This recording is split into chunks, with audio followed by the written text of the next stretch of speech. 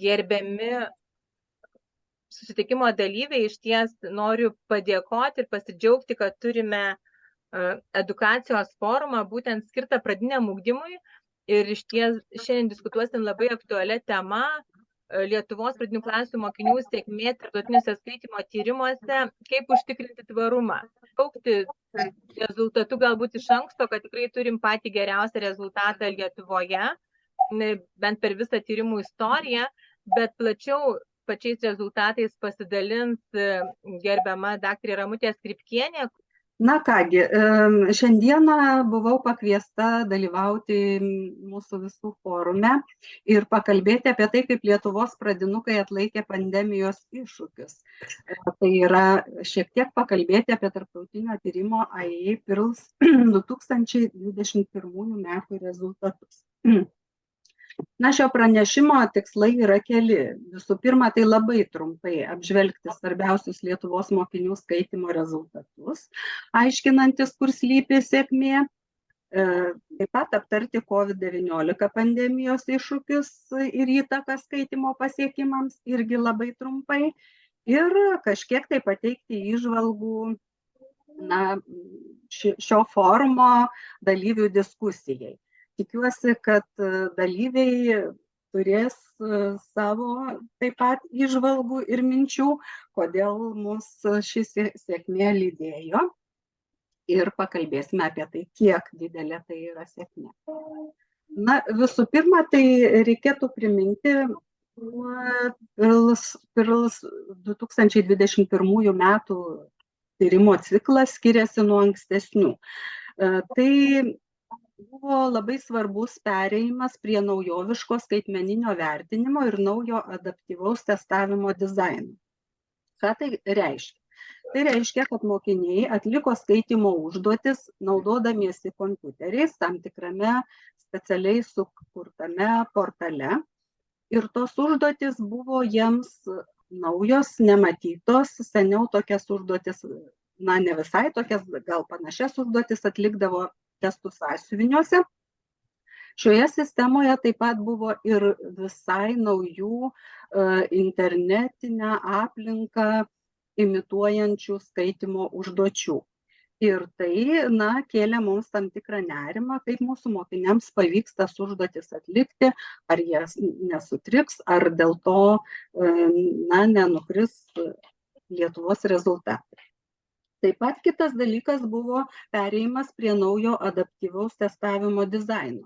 Tai reiškia, kad šiame tyrimo cikle buvo tarp šalių šiek tiek kitaip negu įprastai paskirstytos užduotys. Skaitymas yra toks specifinis dalykas, kur užduoties pagrindą sudaro tekstas. O tekstai, kaip žinote, gali būti sunkesni, lengvesni, sudėtingesni ar mažiau sudėtingi. Taigi, ta visa užduotis labai priklauso nuo teksto. Ir tekstai dėl adaptyvaus dizaino, jie buvo paskirstomi priklausomai nuo to, ar jie buvo lengvesni ar... Ne, tai yra garsas, reikia visada spausti pirmą eilutę, kur yra audio. Ir tie, reiškia, šalys, vienos šalys gavo didesnę procentinę dalį, pavyzdžiui, 75% sunkesniųjų tų užduočių testų, o kitos šalys po lygiai 50 sunkesnių, 50% lengvesnių, o kitos šalys dar mažiau sunkesnių, apie 25%. Taigi Lietuva pateko į patį viduriuką. Ir dar turbūt reikėtų paminėti, ką reiškia sunkesnis ar lengvesnis tas testas. Sunkesnį testą sudarė vidutinio arba sunkaus, arba vidutinio sunkumo, arba sunkus tekstai ir sudėtingi. O tuos testus lengvesnius sudarė lengvi ir vidutinio sudėtingumo tekstai. Ir tada savo ruožtu visa ta grupė klausimų, kuriais ir yra vertinamas vertinami teksto suvokimo gebėjimai. Na ir kitas iššūkis, aišku, tai, kad poveikis buvo didžiulis COVID-19 pandemijos. Reikėtų pasakyti, kad šie mokiniai, kurie dalyvavo testavime, tai yra tos kohortos mokiniai, jie ir 3. ir 4. klasėje mokėsi labai didelę dalį mokslo metų nuotoliniu būdu. Taigi reikia įsivaizduoti, kad tai yra mokiniai, kurie įprastu būdu mokėsi 1. ir 2. tik tai klasėje. Ir po to labai visiems yra neaiškus periodas, kaip vyko mokymas, kiek ten jis buvo efektyvus ir rezultatyvus. Na ir dėl to kėlė nerimą tas laukimas, kokiegi bus rezultatai. Taigi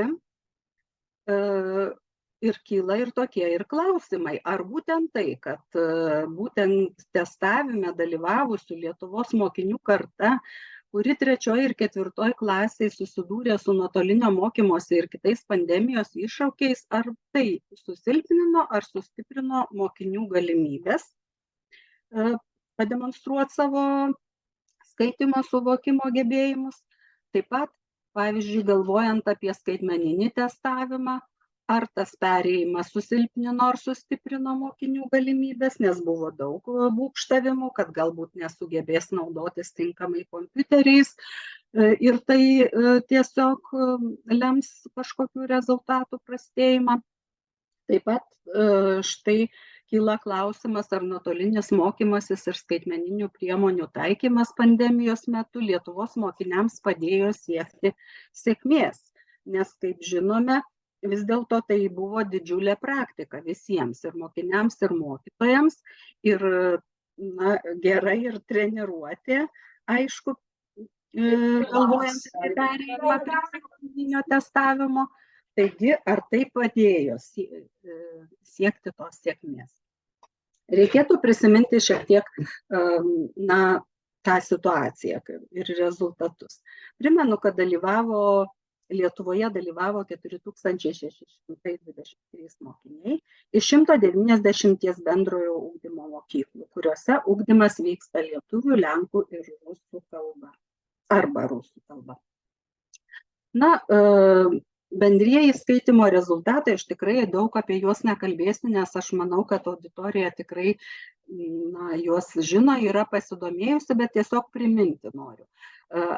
Iš viso dalyvavo 57 šalys. Taigi 37 dalyvavusios šalys, jų mokiniai, tarp jų ir Lietuvos mokiniai, pasiekė reikšmingai aukštesnių rezultatų už Pirl skalės vidurkį, kuris yra 500 taškų.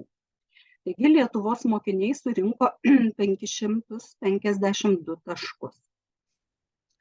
Tai yra 4 taškais daugiau negu tai buvo 16 metais. Ir, deja, šis pagerėjimas statistiškai nereikšmingas, bet mes puikiai žinom, kad bent keliais pakelti vidurkį yra labai sudėtingas dalykas. Ir šalims tikrai labai sunkiai sekasi pagerinti savo rezultatus. Taip pat reikėtų paminėti, kad 18 tyrime dalyvavusių šalių nepasiekė, jų mokiniai nepasiekė Pirl skalės vidurkio, o 2 šalių rezultatai statistiškai reikšmingai nesiskiria. Būtų gerai, kad kažkas ten, kas kalba, išsijungtų savo mikrofonus. Taip pat turėčiau priminti, kad dalis šalių testavimą vykdė rudenį, apie tai mes dar truputėlį užsiminsime šiandieną, ir šioje lentelėje, kuri tik dalinė lentelė, ryškesnė spalva pažymėtos tos šalys. Tai mes matom, kad čia greta panašiai kaip Lietuva, tai buvo Airija, Šiaurės Airija, Kroatija, Jungtinės Amerikos valstijos, Vengrija, taip pat ir mūsų kaimynė Latvija. Taigi, o tai reiškia, kad tų mokinių amžiaus vidurkis yra šiek tiek aukštesnis negu kitų, kurie dalyvavo pavasarį. Taigi galima kalbėti ir apie tai, galbūt vyresnio amžiaus mokiniams sekėsi pasiekti geresnių rezultatų. Nors tai nepatvirtina, kitų šalių rezultatai to nepatvirtina. Galime pažvelgti į vidutinių skaitymo rezultatų kaitą Lietuvoje, kad įsitikintume, kaip čia kokio dydžio yra mūsų sėkmė. Galim pasakyti, kad 2016 metais įvyko ta didžioji sėkmė, kur mūsų rezultatai tikrai padidėjo 20 taškų. Ir buvo taip pat šiek tiek nerimo ir neaiškumo, ar tas rezultatas nėra atsitiktinis. Taigi dabar, turėdami štai tokį rezultatą, kokį turime, galime džiaugtis, kad nebuvo atsitiktinai įvykęs pagerėjimas prieš 5 metus ir mes atsilaikėme. Tačiau klausimų daug kyla, kai mes žiūrime tik į vidurkį. Todėl, kad įvairiais pjūviais, pažvelgus į duomenis, galima kartais pamatyti visai kitokių rezultatų ir gauti kitokių duomenų. Pažiūrime keletų dar aspektų. Pavyzdžiui, pagal skaitymo tikslus ir teksto suvokimo procesus. Čia yra pateiktos 2 diagramos. Pirmoje yra rezultatai pagal skaitymo tikslus. Tai yra susijęjami su grožiniu tekstų skaitymu ir informaciniu tekstų skaitymu. Tai yra skaitymas literatūriniai, kultūriniai patirčiai įgyti ir savo malonumui, o informaciniai tekstai informacijos gavimui ir mokymuisi.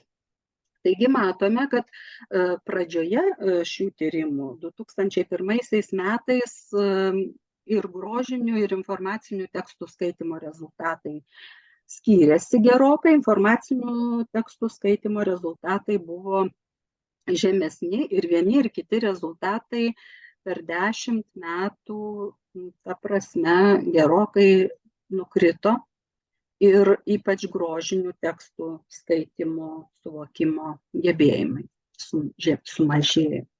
Na ir štai 16 metais atsitiesėme ir mes, aišku, ir jūs savo diskusijoje galite apie tai kalbėti ir prisiminti, kasgi vyko su mūsų programų pokyčiais, vadovėlių pokyčiais ir mokytojų ir pastangomis ir visos švietimo sistemos pastangomis, kad tas toks pokytis įvyko. Ir štai pažiūrėję į dešinėje pusėje esančią diagramą, mes matome pagal suvokimo procesus išdėstytus rezultatus. Tie suvokimo procesai čia sukomponuoti į 2 linijas po 2, tai yra vienas informacijos radimas ir tiesioginių išvadų darymas žalia juostelė ir interpretavimas, integravimas ir aišku teksto turinio ir detalių įvertinimas. Ir matome, kad nuo 2001 metų mūsų mokiniams daugmaž panašiai sekėsi atlikti ir su žemesniaisiais, ir su aukštesniaisiais mąstymo gebėjimais susijusias teksto suvokimo užduotis. Ir kaip maždaug vienodai kaip sakant, tie gebėjimai kažkiek sumažėjo, taip panašiai beveik vienodai jie ir padidėjo ir išsilaikė. Aišku, labai matome ir nedidelį netgi pagerėjimą informacijos radimo ir tiesioginių išvadų darymo, bet jis nėra labai statistiškai reikšmingas. Taigi, taip pat dar įdomu pasižiūrėti į berniukų ir mergaičių rezultatus, tai tradiciškai ir taip nėra nei vienos šalies, kur būtų berniukų rezultatai, vidutiniai berniukų rezultatai aukštesni už mergaičių, tai ir Lietuvoje 21 taško skirtumas, o jeigu iš ilgalaikės perspektyvos pažiūrėtume, tai matome, kad visą laiką buvo labai panašus tas atotrūkis tarp mergaičių ir berniukų rezultatų. Ir, šiek tiek netgi ir nuo 11 metų netgi truputį padidėjo, ne tiek jau daug, bet keliais taškais tikrai padidėjo atotrūkis tarp berniukų ir mergaičių gebėjimų. Taip yra beveik visose šalyse, tik tai keliose šalyse tie berniukų ir mergaičių rezultatai statistiškai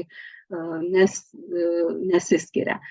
Bet jeigu pažiūrėtume, kas ten vyko, tarkim, kitose šalyse, kaip ir, pavyzdžiui, Portugaliją galima paminėti, kurioje statistiškai reikšmingai nesiskiria berniukų ir mergaičių rezultatai, atrodė, kaip jie galėjo tai pasiekti.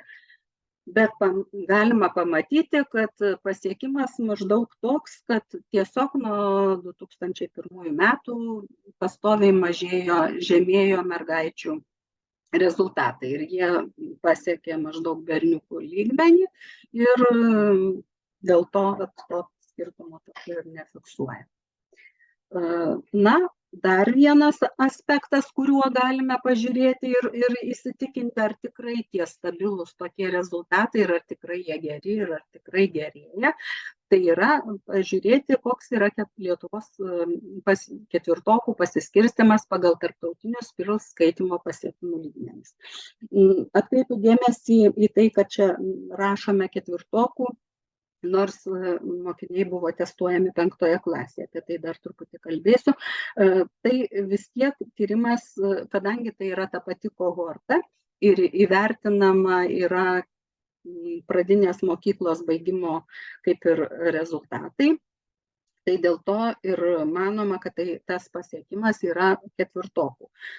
5 klasėje praktiškai tyrimas prasidėjo rugsėjo mėnesį, tai dar labai daug jie ir neturėjo galimybių pasimokyti.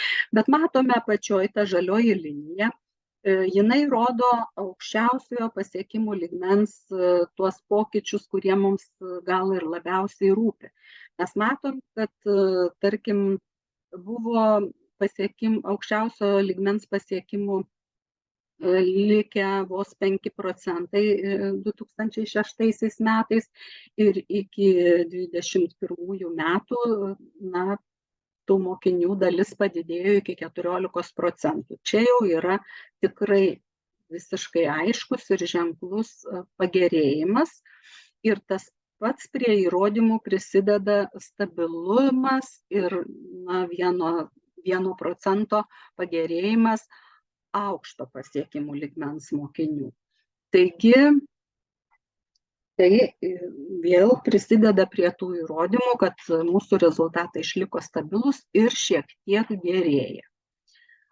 Klausimai tokie, ar tai, kad Lietuvos mokinių vidutiniai rezultatai išliko beveik tokie patys, kaip prieš 5 metus, mums yra sėkmė, nes kai kurie žmonės mano, kad būtinai vis kelti aukštyn tos rezultatus. Ar paprasta išlaikyti stabilius rezultatus? Iš tikrųjų labai nepaprasta tą padaryti. Ir štai, pavyzdžiui, kitoms šalims to nepavyko. Ir mes galim tik tai mąstyti, kas nutiko Latvijos, Lenkijos, Suomijos, Norvegijos, Švedijos, Vokietijos ir kitų virš 20 šalių mokiniams, kodėl jų rezultatų vidurkis smarkiai sumažėjo. Tarkim, Latvijos vidurkis sumažėjo 30 taškų. Tai yra labai didelis rezultatų smukimas. Ir klausimas taip pat, ar mokinių pasiskirstimas pagal skaitymo pasiekimų lygmenis taip pat yra tvarumo bei sėkmės įrodymas? Aš manau, kad taip, gal kažkas turi kitokių minčių. Kodėl mes čia lyginamės, su Latvija? Todėl, kad manom, kad vis dėlto artima šalis, panašus kultūrinis kontekstas. Mūsų amžiaus vidurkis mokinių, jų testavimas taip pat vyko rudenį ir mokinių amžiaus vidurkis yra visiškai toks pats kaip Lietuvos, 11,3 metų testavimo metu. Tai reiškia tai, kad mokiniai tais 4-5 mėnesiais buvo vyresni, ne visoms šalims padėjo pasiekti geresnių rezultatų, vadinasi, sėkmės tas užtaisas slypi tikrai ne mokinių amžiuje. Jeigu būtų slypėjęs mokinių amžiuje, tai mūsų AIE mokslininkai būtų apie tai pasakę. Bet jie tikrai labai daug kartų atidžiai ir netgi buvo pasitelkę daug ekspertų iš šalies bandė ieškoti tų priežasčių amžiuje, tarkim, ar kažkokių kitų įrodymų tarp šalių, bet jie negalėjo tuo pagrįsti mūsų tos sėkmės. Lietuvos ir dar kelių šalių taip pat. Na, dar kartą grįžtant prie tos situacijos ir tai, kad tyrimas vyko rudenį ir mokiniai buvo šiek tiek vyresni nei paprastai. Tai yra tikrai ne mažiau kaip 4 mėnesius, o tai yra kai kurie 5 ar net 6 mėnesius. 6 mėnesiais vyresni.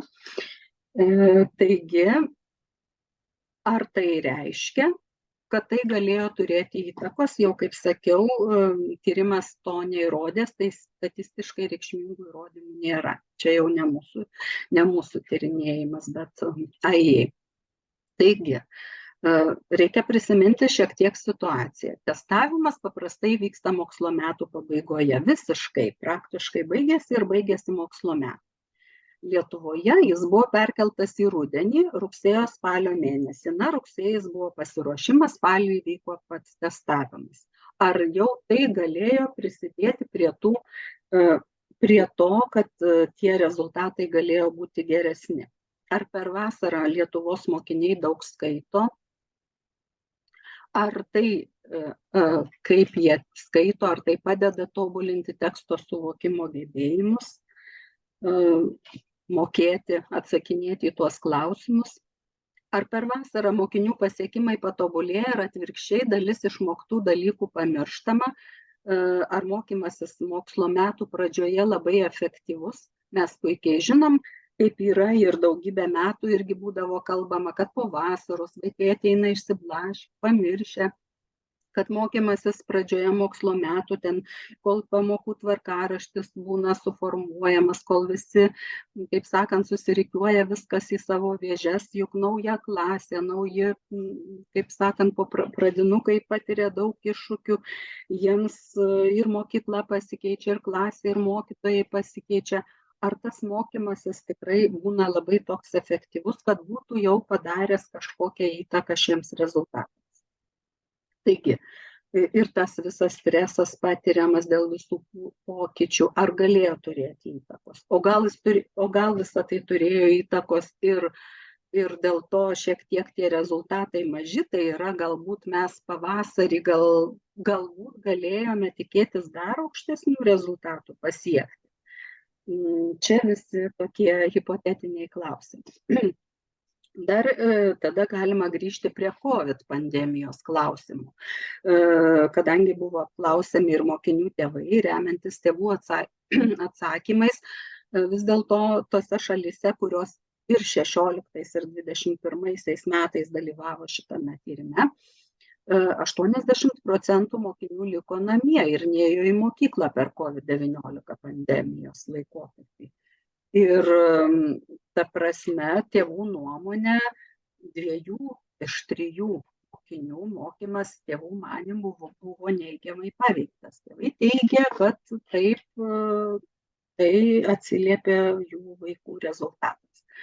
Lietuvoje 86% tų, kurie sakė, kad liko namie dėl pandemijos. Taigi tikrai didelės dalies mokinių mokymasis buvo vienaip ar kitaip paveiktas. Jeigu pažiūrėtume į mokyklų vadovų atsakymus, jie taip pat nurodo tokius dalykus kaip pagalba mokytojams, suteikiant jiems skaitmeninę įrangą. Todėl, kad žinom, netikėtai prireikus pereiti prie nuotolinio mokymo, mokytojams reikėjo staiga naudotis skaitmeninėmis programomis, platformomis, skaitmeninėmis priemonėmis ir jiems tikrai reikėjo tos skaitmeninės įrangos. Ir šalyse ta pagalba svyravo nuo 35% iki 100%. Lietuvoje, na, iš tų, kurie čia dalyvavo ir direktoriai atsakinėjo klausimus, tai 100% na, tos pagalbos buvo teikiama. Ir žinom, kad buvo teikiama kompiuterinės priemonės ir mokiniams. Žinome, kad mokyklos išdalijo turimus, kaip sakant, resursus, leido mokiniams neštis į namus kompiuterius, kad tik nesusitrukdytų mokymasis. Taigi klausimai kyla tokie, ar tai, kad mokiniai nėjo į mokyklą, reiškia, jog jie mažiau mokėsi, visai nesimokė, o gal daugiau mokėsi. Daugeliu žmonių atrodys priešingai. Vieni manys, kad taip, kiti, kad kitaip, priklausomai turbūt nuo savo patirtų įspūdžių susijusių su ta pandemija. Ar perėjimas prie nuotolinio mokymo buvo vienodai sudėtingas visose šalyse? Turbūt tikrai ne vienodai ir kai kurias šalis gal tai paveikė labiau. Labai sunku tai nustatyti ir kažkaip patikrinti. Ar Lietuvos mokinių pasiekimams galėjo turėti įtakos mokytojų? O kaip sakiau, Lietuvoje ir mokinių aprūpinimas skaitmeninė įranga. Galbūt tas aprūpinimas ir visos tos galimybės per 2 metus labai prisidėjo prie to, kad mokiniai laisviau jautėsi atlikdami tą visą testavimą, testus tuos. Ar pandemijos situacija ir nuotolinio mokymo iššūkiai padėjo mokytojams sustiprinti gebėjimą naudoti skaitmeninėmis technologijomis ir mokymo priemonėmis? Na, tikėtina, kad tikrai labai padėjo, todėl kad tai buvo toks iššūkis, kuris kiekvieną dieną privertė visus verstis per galvą, bet tuo pačiu ir sustiprino visus gebėjimus. Taigi tokia išvada ir darau, kad 2021 metų PIRLS rezultatai įrodo ne tik tai, kad Lietuvos mokiniai sėkmingai atlaikė pandemijos iššūkius, bet ir patvirtina, jog 2016 metais sėkmė nebuvo atsitiktinė, nors buvo tokių klausimų, gal atsitiktinė. Ir kad tas rezultatų smukimas jau tikrai sustabdytas ir mes tikrai išlipome iš 2011 metų duobės. Bet dabar užduotis ateičiai išsaugoti tvarumą, kuris yra, kaip dabar labai puikiai supratom, tikrai yra didelė vertybė.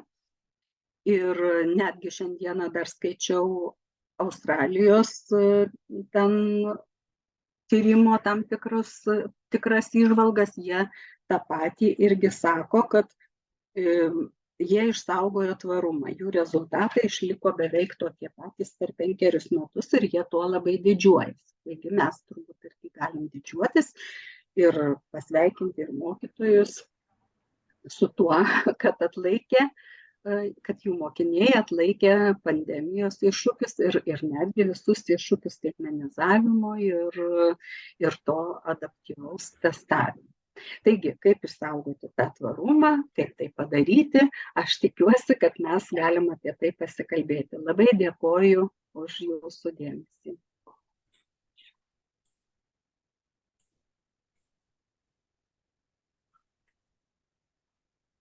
Aš labai norėčiau padėkoti gerbiamai Ramutei ir gal net galima tikriausiai ir nustoti dalintis pranešimu, nes tada matysim Taip, labai norėčiau. labiau vieni kitus. Nerandu, kur tą padaryti. Dirba visas mano vaizdas, toks, kokį aš turėčiau. Tuoj, palaukit. Atsiprašau labai, visiškai išsilaikė. Viskas yra. Viršuje gal išeikit iš full screeno. Ir Kaip man iš jo išeiti? Ne, pas man rodo, gal visai atsijungti. nes mes dar šiek tiek prisijungit būtinai iš naujo, jeigu ir atsijungsit. Niekaip nematau, nieko negaliu padaryti. Kažkas dar nėra net nuostų pasirinkimo visiškai. Kodėl čia taip yra? Aš tiesiog prašysiu pradėti tikrai diskusiją. Visų pirma, norėčiau labai padėkoti už pranešimą, už parodymą tokių svarbiausių momentų, dėl kurių galima diskutuoti. Jau mes nematom, iš tikrųjų, Ramute, viskas gerai. Ir tikrai toliau prašysiu jau pasisakyti diskusijos dalyvius, kurie irgi ruošėsi jai ir analizavo ir duomenis giliau. Ir pradėti diskusiją norėčiau pakviesti daktarę Aušrą Žemgulienę, Vilniaus universiteto filosofijos fakulteto ugdymo mokslų instituto docentė ir vaikystės pedagogikos studijų programos vadovė. Prašau, Aušra. Ačiū labai. Iš tikrųjų labai įdomi diskusija ir aš taip pat noriu padėkoti Ramutei už žinovų pranešimą. Susipažinau su duomenimis anksčiau ir aš labai irgi apsidžiaugiau ir pritarčiau tam, ką Ramutė sakė, kad stabilumas yra tikrai geras dalykas. Paskui savo kalboje pasakysiu, kodėl. Iš tikrųjų labai sunku atsakyti kai kuriuos klausimus, nes čia reikia tikrai tokių specialių tyrimų. Mes suprantam, kad mes galim apie tai tik diskutuoti, kol kas tik svarstyti vienaip ar kitaip, o paskui gal ir kažkokie užsisuks tyrimai su Letos irgi parama. Tai va, tai aš galvoju, kad didysis sprogimas mums Lietuvai tai buvo, kad mes aplenkėm Suomiją, man atrodo.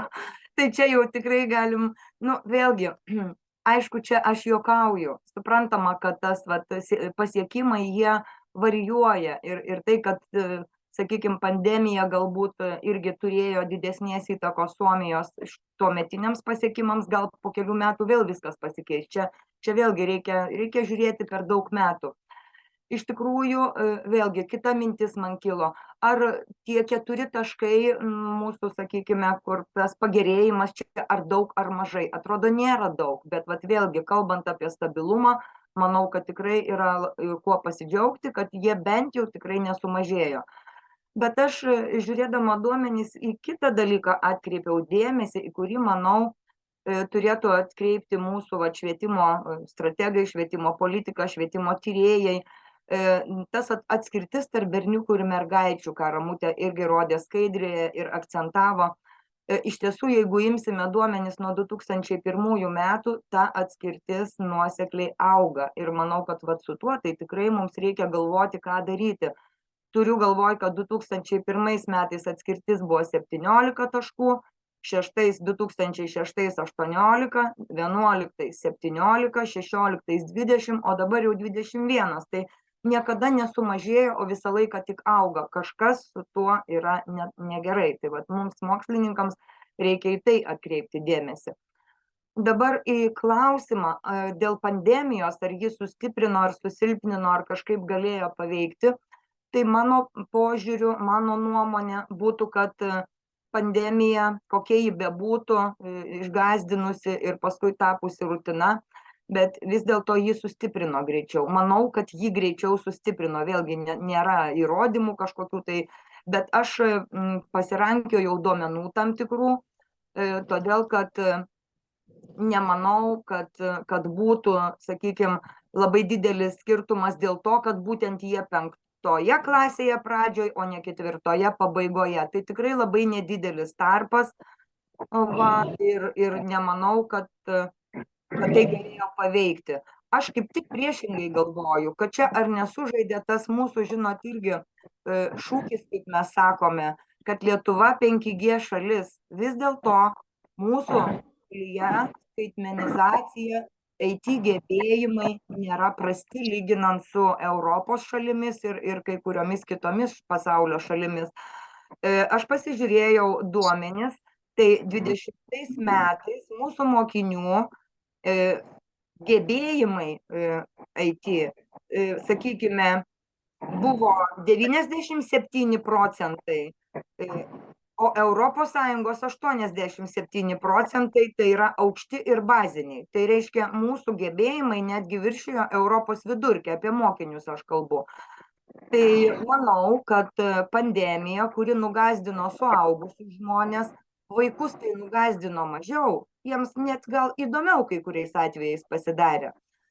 Tai va, toliau dar pasižiūrėjau 18 metų TALIS tyrimo duomenys, tai yra mokytojų duomenys, nors mes aišku visi akcentuojam tai, kad čia buvo labai sunku mokytojam, bet iš tiesų jau 18 metais TALIS tyrimuose mokytojai mūsų Lietuvos nurodė virš 70%, kad jie taiko įvairias technologijas.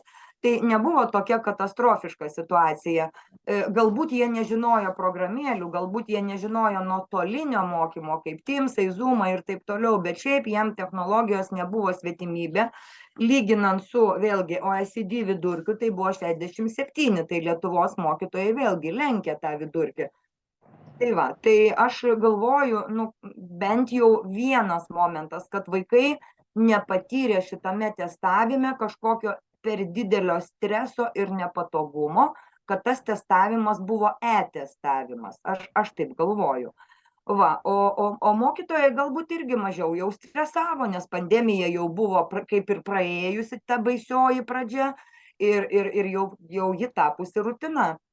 Šiaip, kai mes kalbam apie skaitmeną ir skaitmeninį testavimą, tai manau iš tikrųjų, kad Pirse, tas elektroninis tyrimas visas pasiekimų galėjo tikrai net ir suvaidinti motivatoriaus vaidmenį. Todėl, kad nuolat įvairūs tyrimai didesni ir mažesni parodo, kad vaikams patinka tie visokie skaitmeniniai dalykai. O užduotis tikrai matėm labai gražiai paruoštos, buvo labai tvarkingos, nedideli tie tekstukai, vaikams suprantami.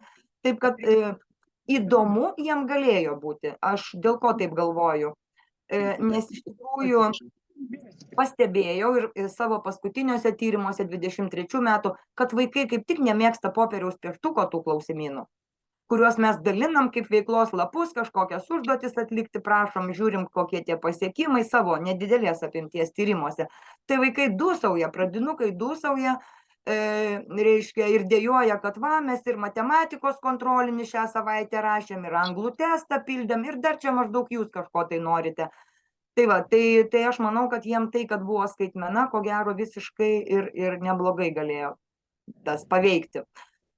KTU mokslininkai 20 metais atlikę tyrimą, nustatė, kad tas mišrus įvairus mokymasis, jų toks tyrimas buvo, kai kuriuos gerus aspektus išskiria.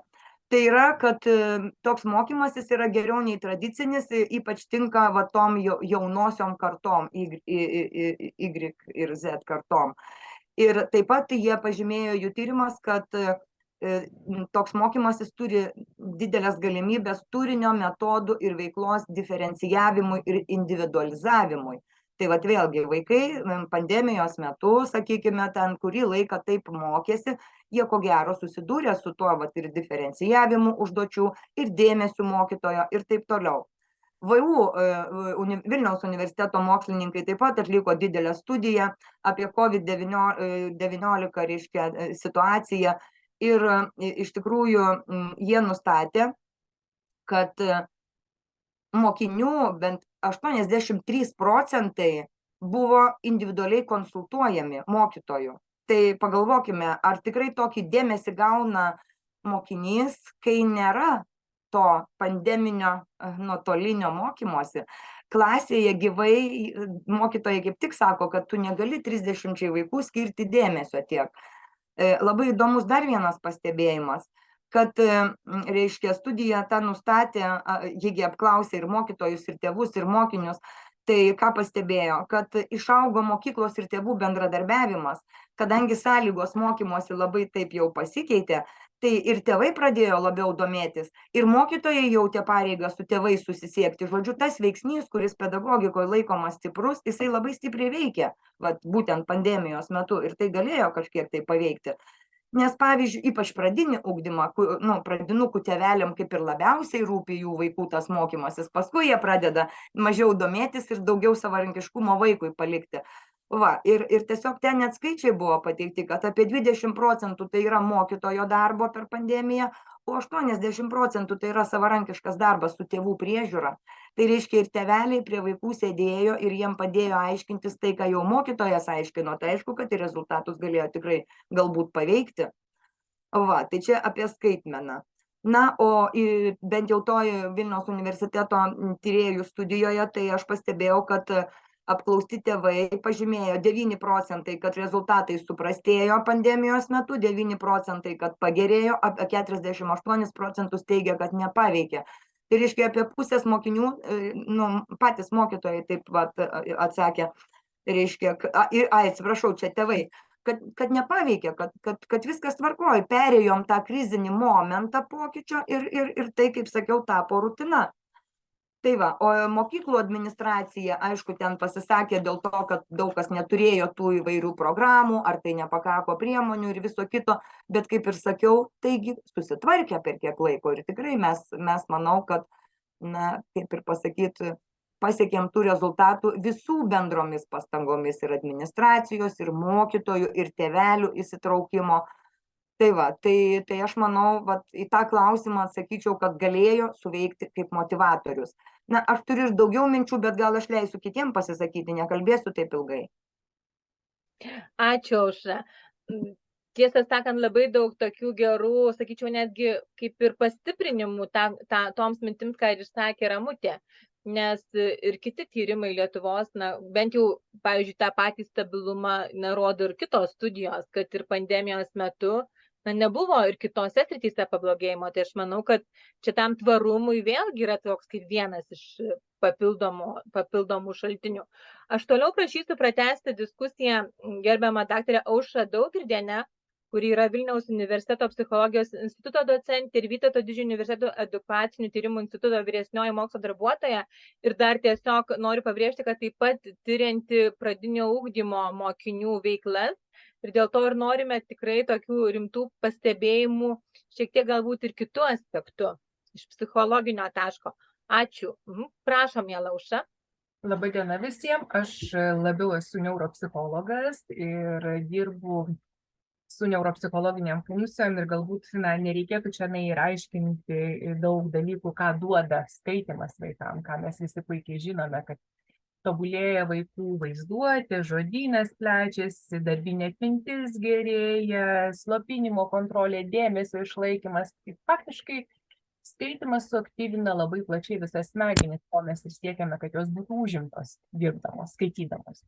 Vienintelis, ką aš matau, ir kas mano tyrimuose labai aiškiai atsiskleidė, ką mes darėme, kad mes momentais su šita jaunąja karta nesusišnekame, ką mes laikome skaitymu. Ir tai yra mūsų ir jų nesupratimas. Mes, pavyzdžiui, labai dažnai sakome, kad jie neskaito, bet tada tu išgirsti tokį pasipiktinimą, nesvarbu, ar tai yra pradinukas, ar tai yra į paauglystę įėjęs vaikas. Jisai sako, ką tu, aš tikrai labai daug skaitau, pažiūrėk, aš ir žinią žinau, aš kad telefonė sėdžiu įlindęs, ką aš ten darau, aš skaitau.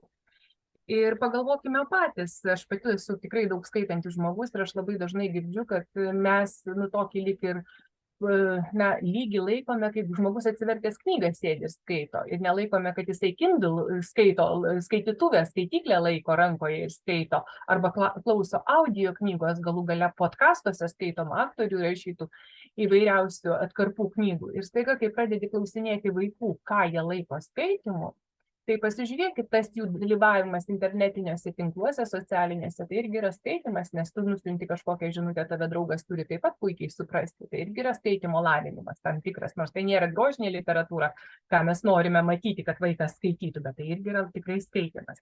Aš labai sutikčiau su kolegė Aušra, kuri kalbėjo apie skaitmeninės įrangos panaudojimą ir tikrai yra ir suvokimo dalykai. Vyresniai kartai labai skiriasi, kaip mes suvokiame skaitydami ekrane ir kaip ant popieriaus atsispausdinę. Tiesiog mes buvome treniruoti ir mokyti ir esame pratę skaityti ant popieriaus, vaikų rezultatai jau taip nesiskiria, ką rodo tyrimai. Ir mano pačios tyrimai parodo, kad vaikas skaitydamas elektroninį neparodo, demonstruoja tokių didelių skirtumų, ką mes demonstruojame suaugę žmonės. Tai va čia toks įdomus niuansas.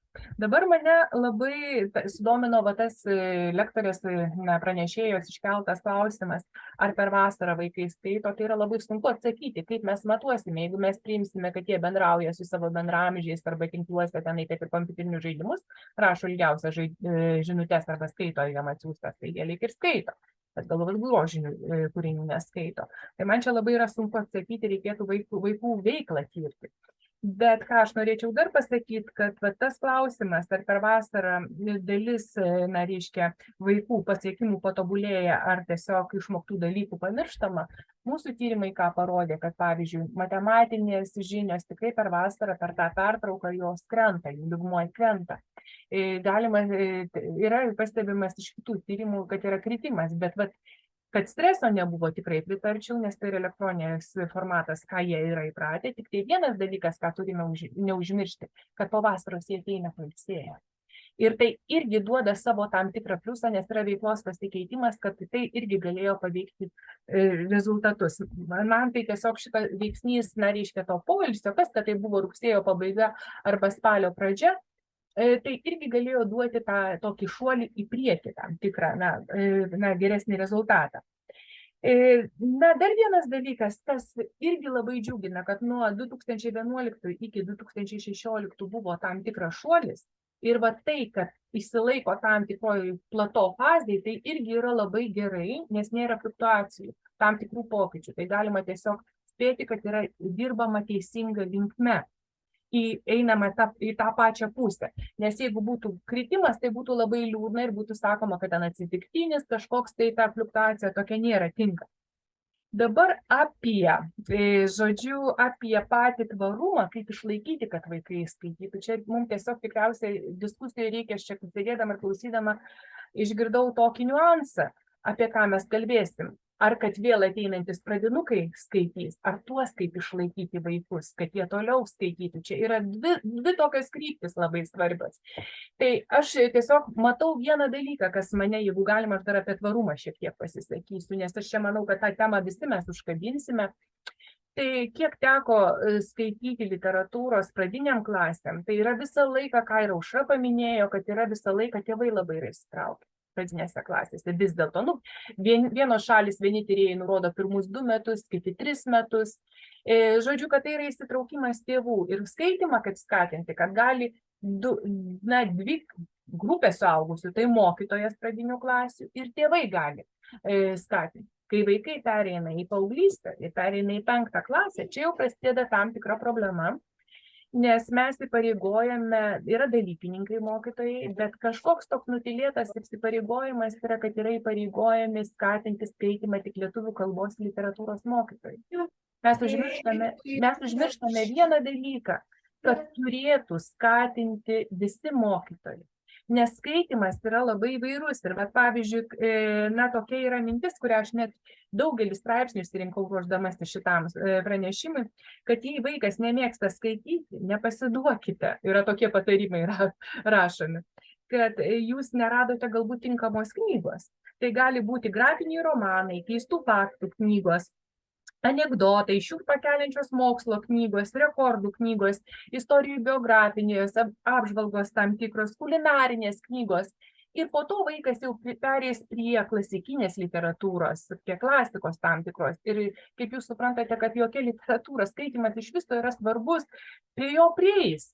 Bet va čia yra, kad mes dar kartą grįžtų prie tos savo minties, kad mes, reiškia, lyg ir norime, kad skatintų literatūros mokytojai tuos 5 perėjusius, bet yra mokytojai dalykininkai, kurie visi gali patarti, kaip geografijos mokytojas, kaip, pavyzdžiui, istorijos mokytojas, nebūtinai rimtą knygą, bet pasakyti, kad čia yra toj knygoje įdomus skyrius apie karą, jeigu jūs domite, paskaitykite apie, tarkime, papročius kažkokius ir taip toliau.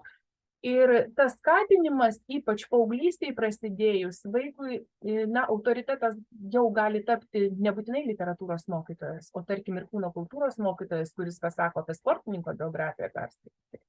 Tai irgi bus rezultatas tam tikras. Tai tėvai čia jau mažiau yra įsitraukę pirmiausia, kitas dalykas ir tėvų pasiūlymas, yra tam tikri pasiūlymai, gal aš po to, gal vėliau, jeigu liks laiko, galėčiau pakalbėti apie tai, kad ir kiti kolegos dabar galėtų pasisakyti, bet aš tiesiog ilgai mąsčiau, ką mes galėtume siūlyti kaip rekomendacijas, kad visi mokytojai gali duoti tam tikrą, ne vienas mokytojas. Ir vaikas galbūt vieno neišgirs, o kitą išgirs, pabandys ir užsikabins. Ir tada bus tas išjudinta ta knyga, ta, kuri sudomins jį arba palaikys tam tikrą lygmenį. Aš nesakau, kad 5-okai nėra sudominti iš pradinių klasių. Jie taip, jie ateina sudominti, bet ne visi palaiko tą skaitymo vienodą lygmenį, bet ir toliau skaityti aktyviai. Tai tiek būtų šiame etape iš manęs.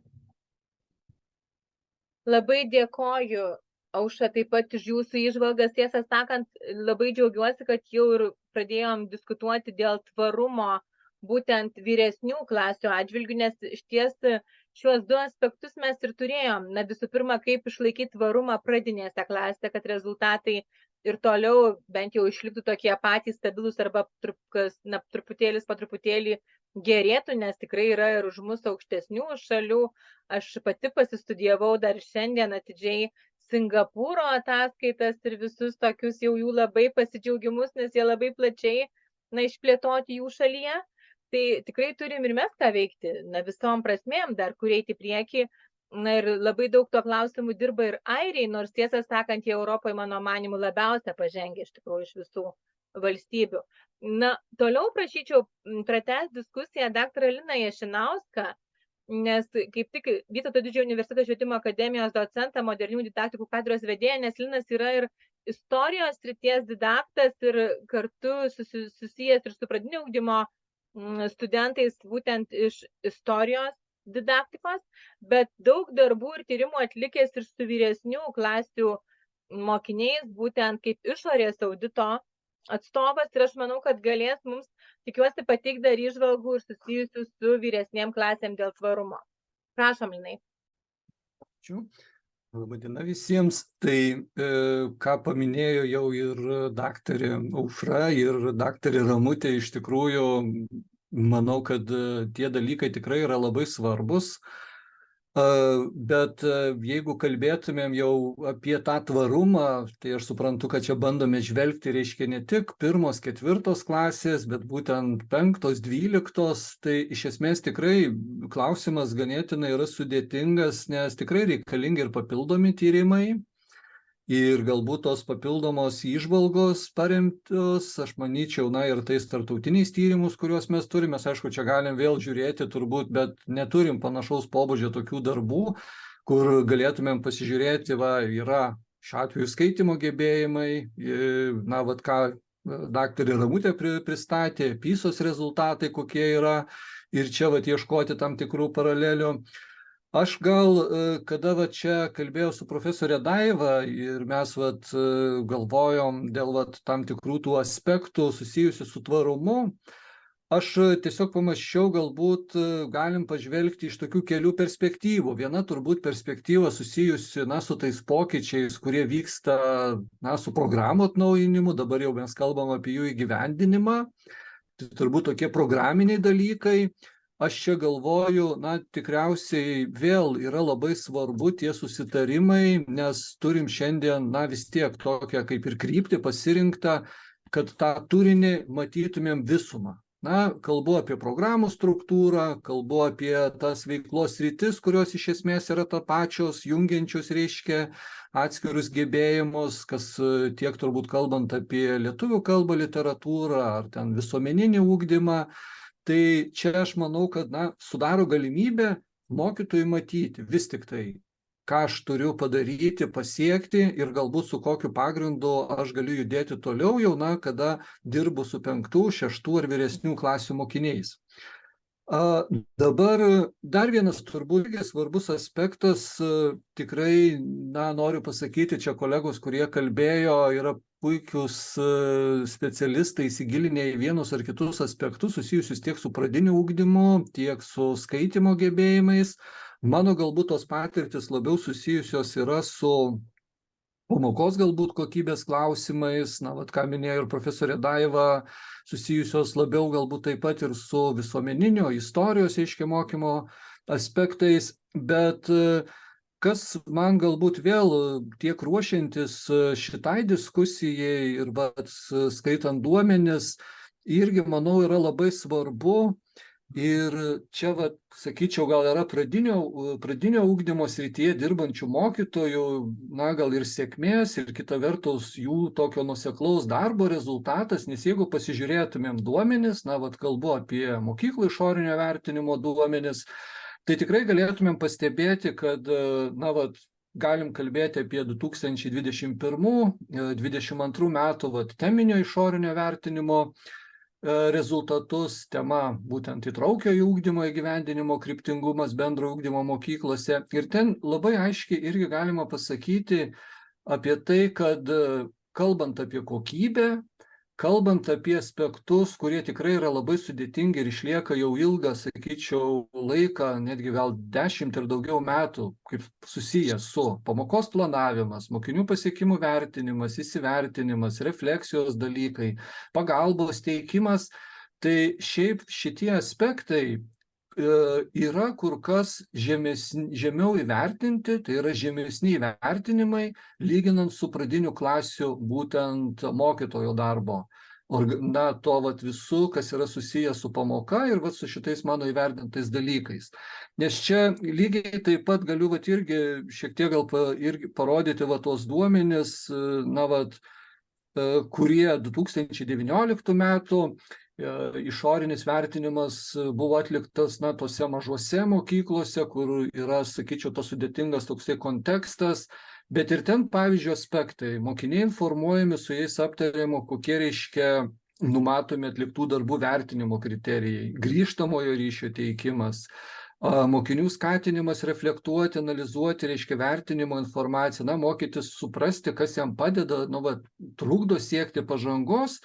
Tai šiaip jau pradinėse klasėse, tas įvertinimo vidurkis iš 4 balų, kalbant apie būtent išorinio vertinimo metodiką, jis yra šitose mokyklose 2,4, bet jeigu žiūrėtumėm jau 5-9 klasės, tai yra apie 2 balai ir netgi mažiau. Tai aš manau, kad tai gal, negalima dabar daryti tokių tiesioginių paralelių, ką minėjo ir daktarė Ramutė, tikrai reikia išsamesnių tyrimų.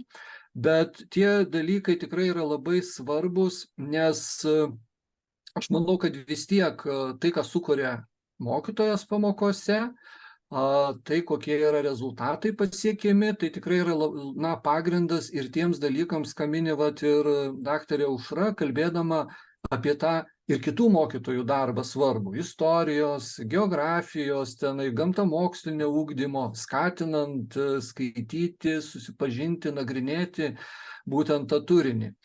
Ir dar man taip pat, kas atrodo yra svarbu, gal taip pat nesisieja tiesiogiai su mūsų to aptariamų klausimų, bet čia noriu irgi ruošdamasi pasižiūrėjau apklausų duomenis, buvo atliekami, reiškia, mokinių tėvų ir pedagogų apklausa įtraukiojo ugdymo įgyvendinimo, reiškia, klausimais, čia kur tyrimo vadovė docentė Lina Miltenienė su savo komanda. Ten irgi galima pastebėti tokių įdomių dalykų, reiškia, mokinių, kurių pasiekimai yra žemesni, vidutiniški, kurie yra kaip ir tokia pažeidžiamiausia, reiškia, pagalbos reikalaujanti grupė, tai, remiantis tais apklausos duomenys, iš esmės labai mažai sulaukia kažkokios pagalbos. Ir dažniausiai pagalbos sulaukia tie mokiniai, kurių arba dėmesio, kurių rezultatai arba pasiekimai yra aukštesnio lygmens arba aukštesni. Tai aš kažkaip galvoju, kad turbūt analizuojant, ką ir daktarė Aušra minėjo, galvojant apie tam tikrus tyrimus, kokie galėtų būti, tai tas aspektas susijęs, sakyčiau, su grįžtamuoju ryšiu, su pagalba, su tuo, sakyčiau, bandymu pažvelgti į tą visą procesą, teikiant, ieškant, kur čia aš padariau klaidą, ką aš turėčiau čia ištaisyti, kokios čia yra mano sėkmės, jis taip pat yra labai svarbus. Ir dar tikrai pritariu, ką minėjo ir daktarė Aušra, bent jau kalbant apie vyresnės klases, tai nepaisant to, kad lietuvių kalba, matematika, tai yra daug pamokų, bet tas toks vėl skatinimas gilintis į tą įvairią pusę, tokią, sakyčiau, dalykinę literatūrą, aspektus, jis tikrai yra labai svarbus ir aš galvoju, taip pat galėtų būti ir to, kalbant arba ieškant to tvarumo pagrindų, kad tas įdirbis, kas yra tikrai reikia pasidžiaugti, pasiekta būtent pradinėme ugdyme, būtų tikrai puikus pagrindas ir toks svarus, toliau plėtojamas, tose, mano minėtose 5-12 klasėse. Tai gal tiek tada. Po to būtų galima dar papildyti ar kalbėti ir diskutuoti. Labai dėkoju, Linai, irgi už įžvalgas, ypatingai pabrėžiant ugdymo proceso kokybę, kokie yra pradinėse klasėse ir kaip procesas vyksta vėliau. Išties tikrai, aš dar kartą taip pat noriu padėkoti mokytojams, nes tikrai jau ne vieneri metai, čia irgi tam tikrą prasme, sakyčiau, galima vadinti ir tvarumu. Dažniausiai vis dėlto kokybiškesnis procesas ugdymo yra pradinėse klasėse negu progimnazinėse, ypatingai tam amžiaus tarpsnį, bent taip rodydavo ne vienerių metų išorės audito duomenys. Ir toliau prašysiu pasisakyti mūsų kolegą, pradinių klasių mokytoją Tautvydą Kelpšą. Tiesą sakant, kai galvojau apie kolegas mokytojus, tikrai mąsčiau iš įvairių irgi perspektyvų, kad būtinai reikia pakviesti. Ir Tautvydo darbas bakalauro buvo susijęs su skaitymo sritimi ir jis analizavo, kiek geri skaitytojai mokiniai sieja savo gebėjimą ir rašymo srityje. Ir aš manau, ir šiuo aspektu gali pasisakyti ir plačiau pasakys, manyčiau, bet tikrai yra pažengęs ir kaip tyrėjas. Taigi prašau, Tautvydas yra Kauno Vytauto Didžiojo universiteto klasikinio ugdymo mokyklos pradinių klasių mokytojas. Prašau, Tautvydai. Labą dieną. Čia taip labai jau pristatėt kaip tyrėjas. Būsimas ar nežinau, ar esamas, taip smagu sudalyvauti ir paklausyti kitų protingų tikrai žmonių įžvalgų apie tai, kas vyksta su mūsų skaitimu. Aš žinoma daugiau kaip toks jaunas mokytojas praktikas, 3 metus tebedirbantis, galiu šiek tiek pakomentuoti, su kuo tenka susidurti kiekvieną dieną, kadangi tai yra pirma mano mokinių laida. Dabar mokau trečiokus, tai šiaip dar neteko turėti tos patirties su nacionaliniais patikrinimais ar jo labiau su tarptautiniais patikrinimais, kad pasižiūrėti, kaip ar įsivertinti, kaip sekasi ir man, ir mano mokiniam. Prieš tai paskambinusi profesorė pradžiugino tikrai su ta naujiena, kad šiemet rezultatai mokinių tikrai skaitime neprasti, nes dar nebuvo tekę susipažinti su tais naujausiais duomenimis. Teko tik tai matyti, kad taip yra. Tai dabar beklausant irgi labai smagu klausyti, kad mūsų ketvirtokai, ar reikėtų tiksliau sakyti penktokai, pasiekė bene aukščiausius rezultatus tame tyrime. Aišku, nors tie rezultatai nėra reikšmingai aukštesni, kaip ir minėjo, nei 2016 metų, vis tiek labai likau maloniai taip nudžiugintas, ypač atsižvelgiant į tą kontekstą, kuriame tyrimas buvo atliktas. Aš kaip mokytojas turbūt visų pirma labiausiai džiaugiuosi mūsų mokytojais, kad tas nuotolinis ugdymas nors tapo tikrai nemenku iššūkiu, ypatingai dirbantiems su pradinukais. Man neteko tuo metu, aišku, dirbti, bet teko atlikinėti praktiką ir kiekvieną dieną matyti, kaip tomis sąlygomis dirba mokytojai, kaip tai iš tikrųjų yra sudėtinga, kaip sunku išlaikyti kokybę ir klasės valdymas tada įeina į tai. Tai džiugu matyti, kad mūsų mokytojai ne tik, kad sugebėjo tą kokybę išlaikyti, bet ir taip rezultato pagerinti, kad ir keletų balų. Ir aš tai vadinčiau tokia didelė sėkmė mums. Aišku, tai nėra mūsų kažkokios lubos ir aš galvoju, leidžiu savo taip pasvarstyti, kad jei ne pandemijos sukelti iššūkiai, galbūt mūsų tie pasiekimai šiandien būtų dar aukštesni. Taip negražu sakyti, bet ta pandemija davė ir tokių teigiamų dalykų, apie ką užsiminė kai kurie diskusijos dalyviai, kad kaip sparčiai patobulėjo tiek mokinių, tiek mokytojų kompiuterinio raštingumo įgūdžiai, kiek susikūrė papildomų priemonių, padedančių įprasminti skaitymą, lavinti įgūdžius man kaip mokytojui, kas yra aktualu. Sakykime, jau nebetenka ten daryti kažkokių tai knygų pristatymų klasėje, yra visokie padletai, kur tu keli ir visa kita, ir vaikams tas be galo patinka tokie dalykai. Aišku, man didžiausią įspūdį, tačiau blogąja prasme, taip paliko tas skirtis tarp berniukų ir mergaičių. Ir tą tenka, nors ir, kaip minėjau, pirmi mokiniai, bet tą tenka pastebėti, kad skaitymo malonumą dažniausiai patiria, gal reikėtų sakyti, dažniau patiria mergaitės negu berniukai. Ir apskritai tas pokalbis apie knygas dažniau būna mergaičių pokalbis. Tai net ruošdamasis nusprendžiau truputėlį pakalbinti savo trečiokus apie tai, ką jie galvoja apie knygų skaitimą. Ir aišku, aš sulaukiau įvairių tokių atsakymų. Tie, kurie berniukai mažiausiai skaito ir jų skaitimo sklandumas yra kitoks ir tu matai iš teksto suvokimo rezultatų. Tai jie labai tiesiai šviesiai tą ir sako, kad neįdomu skaityti ir viskas. Prieš tai Daiva prašė pakomentuoti psichologiniu aspektu, kolegė vieną, tai prisiminiau, kažkaip su vaikais atlikinėjom tokį testą, kaip jie jaučiasi, kokia yra jų emocija namuose ir mokykloje. Ir vienas iš klausimų buvo, kada tu jautiesi blogai mokykloje. Tai viena mergaitė taip sąžiningai labai ir parašė, labai blogai jaučiuosi, kai mama liepia skaityti knygas. Tai net ir per tokią kažkokią psichologinę, atrodo, traumą jiems sukelia tas skaitymas ir tokią nemalonę emociją. Ir gaila, kad tokių mokinių yra ir tikrai yra jų nemažai, kad jiems tas skaitymas siejasi su kažkokia tai prievarta ir nemaloniomis patirtimis. Aišku, kas paskui nuo to nukenčia ir jų teksto suvokimo rezultatai, ir paskui viskas atsispindi tose mūsų nacionaliniuose ir tarptautiniuose tyrimuose. Ir tas yra labai keista. Bet aišku, kada tu pakalbini tuos vaikus, kurie skaito, tai jie labai gražių atsakymų pasako ir tai, kad tai jiem yra ir atsipalaidavimo būdas ir duoda pavyzdžių, kad sako, tėvai grįžta iš darbo ir eina skaityti knygas, kad atsipalaiduotų nuo visų bėdų, kad jiem tai yra maloni veikla, malonumą teikianti veikla. Tai kai tu klausaisi tokių atsakymų, tai yra labai džiugu. Ir aišku, tu tą akivaizdžiai matai, kaip mokykla jiems sekasi. Čia labai daug kas susijęs su šeimos kultūra, kaip jie savo rate mato skaitymą.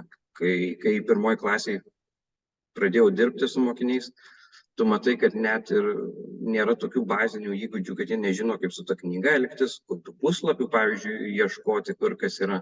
Tai čia yra toksai, turbūt, pagrindinis raktas į tą, kaip minėjo, sako, tvarumą, kaip siekti to tvarumo. Tai čia yra tokie paprasti mokytojų dalykai, kaip jie siekia to tvarumo, pradinukai su knygos pažintimi su knyga.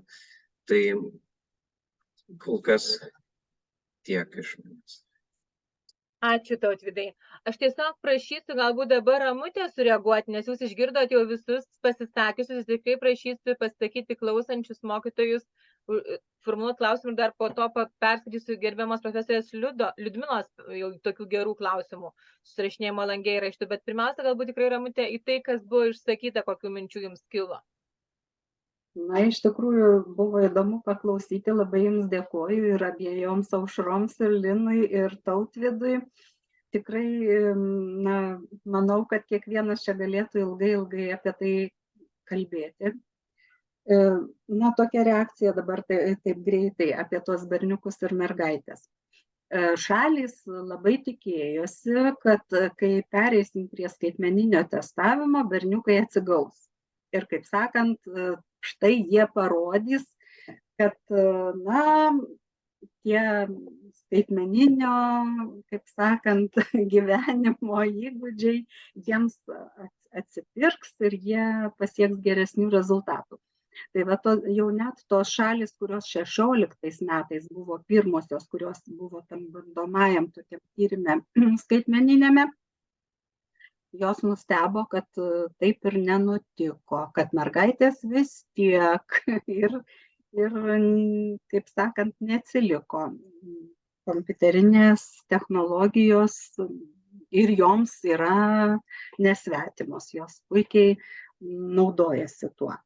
Ir tai yra iš tikrųjų, nu, turbūt siejasi dar su kitomis įžvalgomis, kurias jūs paminėjot. Berniukams mažiau įdomus tekstai. Mes, kai stebime, kai matome, kokie yra užduočių klausimai ir į kuriuos geriau sekasi berniukams arba mergaitėms atsakyti. Tai ypač berniukams nesiseka atsakyti į tokius klausimus ir jiems nepatinka, kur būna kažkas tokio apie jausmus. Apie jausmus, ten charakterio pasikeitimus, jie nemėgsta kapstytis tokiuose dalykuose, o mergaitės mėgsta. Joms tas patinka ir joms geriau sekasi. Ta prasme, būna tokių, tie, kurie sudėtingesni klausimai, aukštesnių mąstymo gebėjimų jau reikalaujantis, kur jau reikia apžvelgti visą tekstą ir įvertinti, tarkim, kokie pokyčiai jausmuose ir charakteryje įvyko per tam tikrą kažkokį tai laiko tarpą, kuris aprašytas tekste. Tai tarkim, kažkas jautėsi prislėgtas, nusiminęs dėl kažkokių priežasčių, po to kažkas įvyko ir galiausiai tas pokytis įvyko. Tai va tą pokytį konstatuoti ir paaiškinti, ypač argumentuoti, kaip tai atsitiko, kas turėjo įtakos, ten priežasčių paieškoti, jie to nemėgsta. Kitas dalykas labai susijęs su tuo, ką gerbiama Aušra Daugirdienė sakė. Tai yra, skaitymas nėra tik tai grožinių ir tų savo malonumui skaitymas. Mokiniai skaito ir kaip ir visi kiti žmonės skaito daug dalykų, kur mes net negalvojam, kad skaitom. Ta prasme, visoje aplinkoje mes pilna matom užrašų, mes visokias žinutes ir taip toliau, kurie ilgą laiką buvo laikomi kažkokiais nelabai vertingais tekstais. Bet jie tikrai prisideda prie žmogaus ir skaitymo technikos tobulėjimo, nes visas tas vyksta greitis ir suvokimas.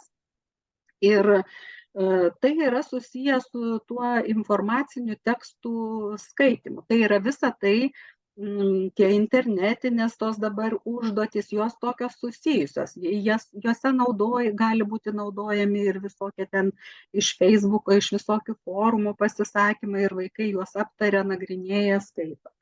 Ir įdomumas yra toks, kad tų tekstų pas mus atsirado gerokai vėliau negu kai kuriuose kitose šalyse ir kai tie tekstai atsirado, jau kaip vertingi tekstai atsirado ir programose, ir vadovėliuose, tai ten ir išnyko tas atotrūkis tarp grožinio ir informacinio skaitymo gebėjimų. Tai yra maždaug pirmas tyrimų dešimtmetis buvo tas sunkusis mūsų mokiniams, jie tokių tekstų nelabai gebėdavo suprasti tinkamai, nes jų tiesiog nebuvo. Mūsų vadovėliuose buvo pripažįstami tik grožiniai tekstai ir mokytojai, ir ta visa švietimo bendruomenė nevertino visų tų dalykinių tekstų. O jie vis dėlto sudaro didesnę dalį gyvenimo ir paskui nuo 5 klasės, dėl ko 4 klasėje vyksta tyrimas. Nes čia užsibaigia tas etapas, kai žmogus įgyja skaitymo technikos pagrindus, išmoksta suvokti tekstą ir tada jau jisai tekstu pradeda remtis labai rimtų tikslų savo gyvenimo pagrindus klojais. Visus kitus mokslus remia skaitymu. Viską reikia skaityti. Istorijos, gamtos mokslų tekstus, matematikos užduotis, visur jo dirba akis ir mąstymas.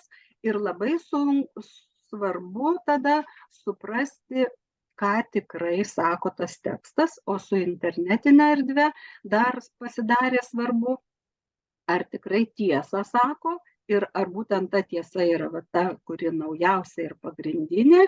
Ir žodžiu, vaikai susiduria jau tokie būdami jauni, susiduria su tuo tokiu iššūkiu, kad internete tai galima rasti, bet galima rasti nebūtinai tai, kas naujausia, tai, kas teisingiausia, tai, kas vertingiausia ir taip toliau.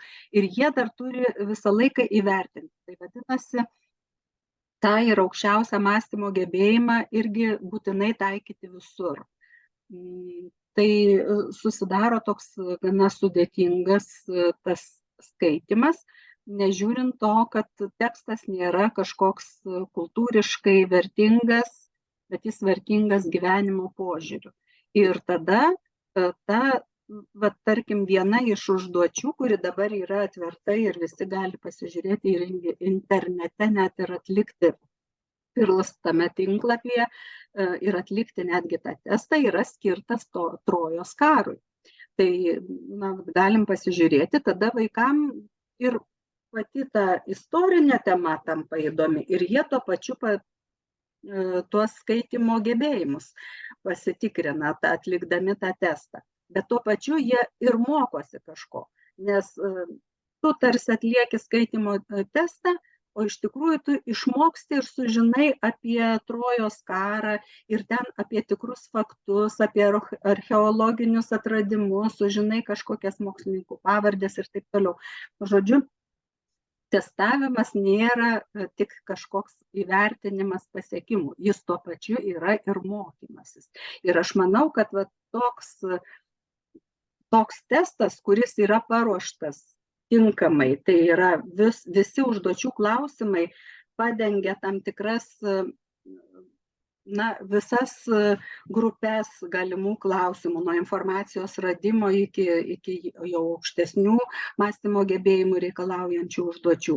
Visapusiškai parodo, kaip į tą tekstą mes pasižiūrim ir vaikas atlikęs tas visas užduotis, gali pajusti, kad jis kažkokią pilnatvę, kaip jis tą tekstą pajuto, suprato, perprato, kaip išgliaudė, kaip riešutą. Ir galbūt būtent to berniukam irgi reikia. Jie nemėgsta kažkokių tokių kalbų apie nežinia ką, kas jiems neįdomu, bet išgliaudyti, įveikti, išspręsti, sužinoti ir taip toliau, jiem tas įdomu. Ir koks mums skirtumas, ar būtinai jie turi skaityti kažkokį grožinį kūrinį, ar jie gali skaityti apie Trojos karą ar kažką kitą. Tai va. Ir dar norėjau pasakyti, kad apie aukščiausius pasiekimus. Tai yra, mes turime tai vidurkį 5,52 taškai. Bet tai, kas yra pasiekta Lietuvos mokinių, aukščiausias rezultatas yra 741 taškas. Tai yra, netoli, bet beveik 100 taškų daugiau. Vadinasi, įmanoma. Ir galima, kaip sakant, siekti tikrai geresnių rezultatų. Žinoma, galvojant ir apie specialiųjų poreikių turinčius mokinius. Tai praktiškai į šitą vidurkį yra neįtraukiami rezultatai tų mokinių, kurie turi sunkesnių specialiųjų ugdymosi poreikių. Bet atlikti testą ir bandyti ir ten pareikšti savo nuomonę ir taip toliau gali visi, kad nepatirtų atskirties, bet tų, kurių yra mokytojų pačių pažymėta, kad tai yra sunkesni kažkokie tai poreikiai, tai jų rezultatai čia yra neįtraukiami. Tai va, o tiesa dar ir apie tėvus, kadangi čia buvo pasakyta, kad ir tėvai turi labai didelį poveikį, tai taip, kai manau, kad gal ne taip dar ilgai truks, kol mes pabaigsime rengti ataskaitą ir tose pristatymo skaidrėse, tų platesnių pristatymų galima rasti apie tai, kokią įtaką turi tėvai. Vis dėlto tėvai turi tikrai labai didelę įtaką ir tai tėvų pomėgis skaityti tikrai siejamas su mokinių skaitymo gebėjimais. Ir tie visi įpročiai namie, knygos vertinamos ir vis dar mokinių klausimyne ir svarbią vietą užima knygų skaičius namuose, nors mes suprantam, kad jau dabar darosi, tai teks kažką keisti. Matyt, aišku, klausimynas kažkiek keičiamas įrašant tokį prierašą, kad įtraukiant ir visas skaitmeninės priemonės ir skaityklės knygų ir netgi turimas elektroninės kažkokias knygas. Nes numatom, kad atsiranda nauji tie vėjai įpučia skaitymo srityje. Tai atsiras kažkokių kitų dalykų, kurie bus pamatuos tą kontekstą namų, bet kol kas knygos vis dar reikšmingos. Tai ačiū labai visiems. Ačiū, Ramute. Aš tik galvoju, gal aušra įsitrauktų Žemgulienė dėl Trojos karo iš tiesų ir to teksto ir būtent istorinio konteksto šiek tiek. Ačiū. Aš iš tikrųjų tai kitą mintį šiek tiek turėjau, bet galėsiu ir apie tai pasakyti. Aš norėjau, kur sakiau, kad leisiu kitiem pasisakyti, bet dar turiu minčių. Tai labai panašiai, ką Ramutė kalbėjo. Aš buvau atkreipusi dėmesį į tai, kad jau senesnėse programuose užsienio šalių sakykime, nu aišku, šalis skirtingai jos ten skirsto, bet kalba, kaip ir matematiniai gebėjimai, kalbiniai gebėjimai, jie kaip tik yra ne prie dalykų skiriami, o prie bendrųjų kompetencijų. Ir tai eina per visus dalykus. Tai, ką ir Aušra Daugirdienė kalbėjo, ir ką Linas minėjo, nu, va, daug kas iš mūsų tą paminėjo. Na, nesvarbu kaip mūsų programuose, bet aš, pavyzdžiui, norėjau pastebėti tą, kad būtent lietuvių kalbos programa buvo 16 metais atnaujinta, ji buvo viena pirmesniųjų atnaujinimų ir aš pati ją studijavau, kai man reikėjo su savo sritimi ten tyrimus atlikinėjau. Tai iš tiesų jau tuomet, jau 16 metų programa akcentavo informacijos radimą, informacijos analizę, išvadų darymą. Ir man atrodo, jeigu gerai atsimenu, net ir informacijos patikimumą. Nu, o gal dar ir ne, bet aš visą laiką kėliau su savo sriti susietai, kad nepakanka vien paskaityti informaciją, bet dar ir labai svarbu, o kur aš ją radau, o kodėl aš ją laikau patikima. O tas, sakyčiau, tikrai mūsų laikų, šio laikinių, kai tų fake newsų tiek dabar daug darosi visur aplinkui, šaltinio patikimumas, kad tikrai mes realiai tai nuo pradinių klasių jau vyresniem pradinukam turėtume aiškinti, kad ne visi šaltiniai yra patikimi. Tai va, bet kai kurie vaikai ir taip supranta, ir be specialių aiškinimų, kažkokia mano klausiminė, vieni sakė, internete viską meluoja. Tai jie matyti ir iš tėvų išgirsta, nu, ta prasme, jie kuriasi po truputį tą savo nuomonę, bet juos, aišku, reikėtų to specialiai mokyti. Dabar apie Trojos arklį ir šiaip vat, istorinį tą turinį, tai ką galiu pasakyti, tikrai daugelis užsienio šalių, vat, kai pasižiūrėdavau svetainės įvairias jų, kaip jie savo turinį pateikia vaikam, tai nuostabiausių dalykų yra tekę pamatyti. Ir tiesiog sudėta į skaitmeną atskirais laikotarpiais, atskirom ten epochom, kažkokiom čia Graikija, čia Roma, pradinukam, trumpai, tekstukai maži, bet informaciniai, tai ką Daiva, atsiprašau, Aušra mano bendravardė Daugirdienė sakė apie informacinių tekstų tą svarbą. Tai va, ir taip iš tikrųjų aš manau, kad ir mes niekur nepabėgsim nuo to, mes eisim į tą skaitmeninimą, to turinio, čia be abejonės ir visokie naujausi projektai. Tik vėlgi iš psichologų pusės, ir čia va turbūt mano kolegė Aušra ką nors pasakytų, nu vaikai prie tų ekranų labai daug būna. Tai va čia jau psichologai skambina varpais. Ir dabar kaip čia padaryti tai, kad vaikai būdami prie ekranų turėtų kokybišką turinį, o ne ten bet ką jie dabar maigo, stumdo, šaudo ir ten kažką tai. Vat, aš čia susiečiau tą, kad berniukai daug kažką daro su skaitmeniniais prietaisais, bet skaitimo jų gebėjimai nuo to nekyla, nes jie ten galbūt kažką sprogdina, suprantat, jie ne tekstą ten skaito. Tai va, tai aš taip galvoju, aišku, vėlgi reikėtų tyrimų, bet man taip atrodo.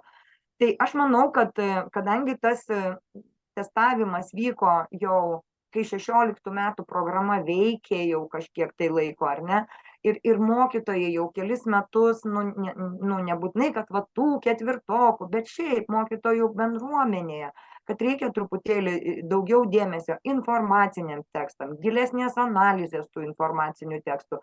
Daugiau duotų užduočių, kad ir laisvų. Paieškokit internete, atraskit internete. Ir tai vaikams, aš manau, kad jau galėjo irgi prisidėti prie tų rezultatų.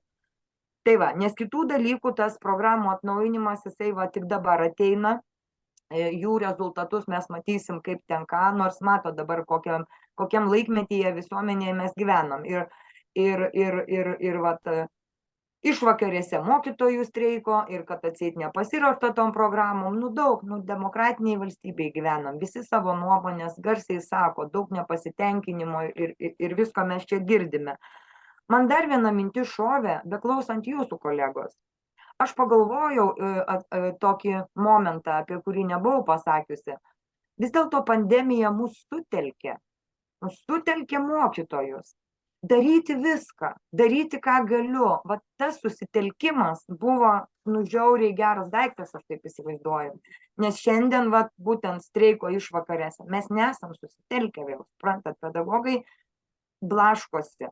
Ankstesniame forume išgirdau apie aukštąjį mokslą, išgirdau labai tokią įdomią mintį, kad švietimas ir išgyveno tokį nepasitikėjimo ir nusivylimo laikmetį. Ten buvo sakyta apie aukštąjį mokslą, aš pritaikau visam švietimui.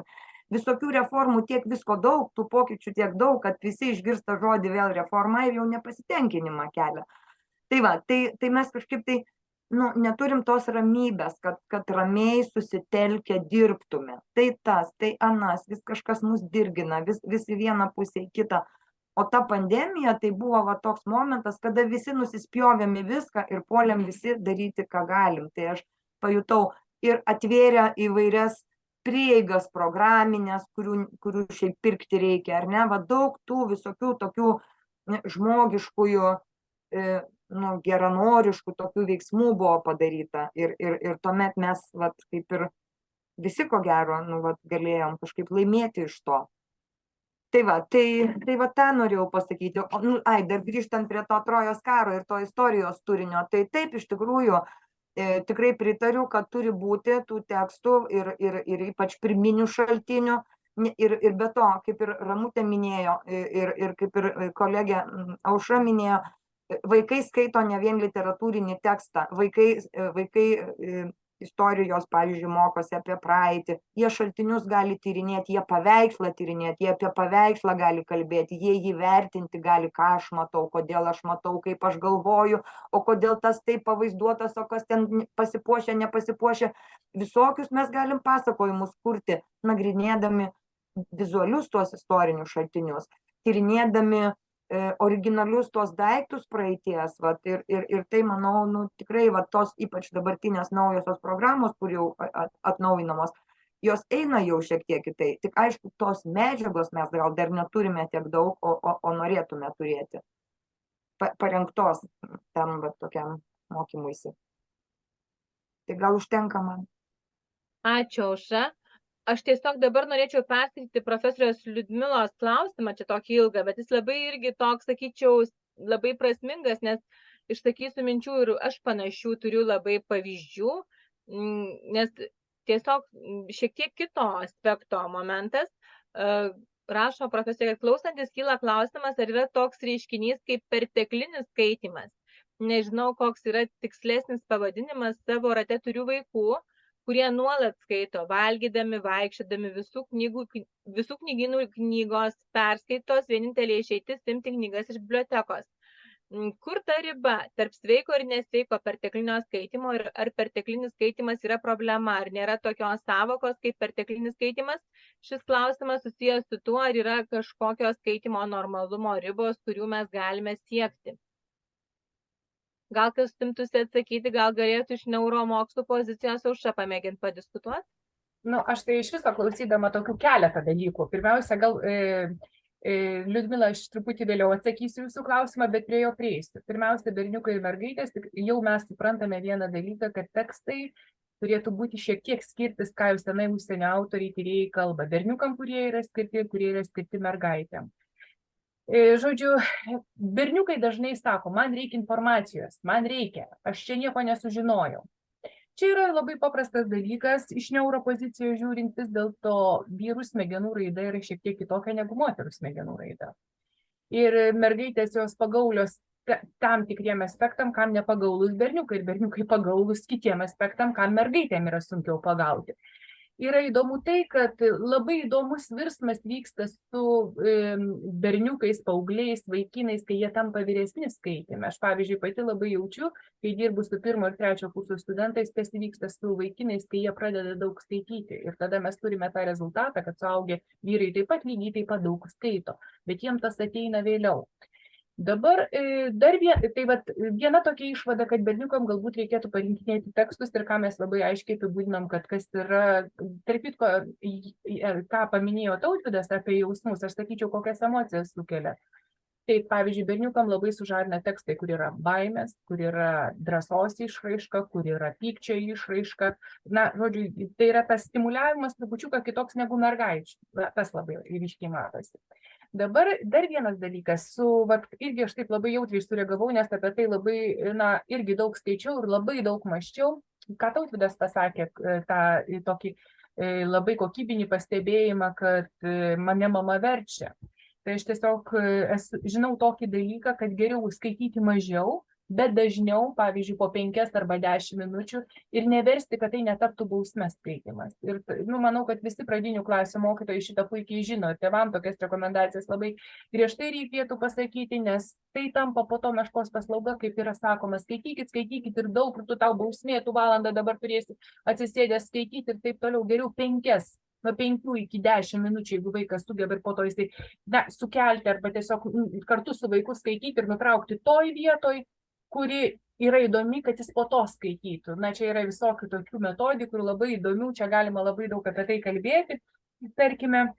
Ir aišku, reikia labai patiems skaityti. Dar vienas dalykas, tikriausiai jūs kaip mokytojai žinote ir pradinių klasių mokytojai, kad labai reikia sekti literatūrą, kas yra populiaru ir siūlyti vaikam, ką skaito visi aplinkui.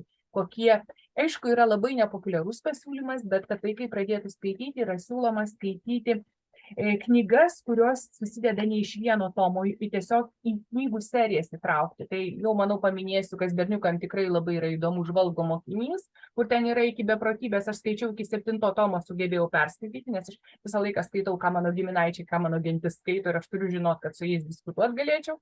Tai jau man buvo tų 7, o ten jau yra ir daugiau, bet jie skaito.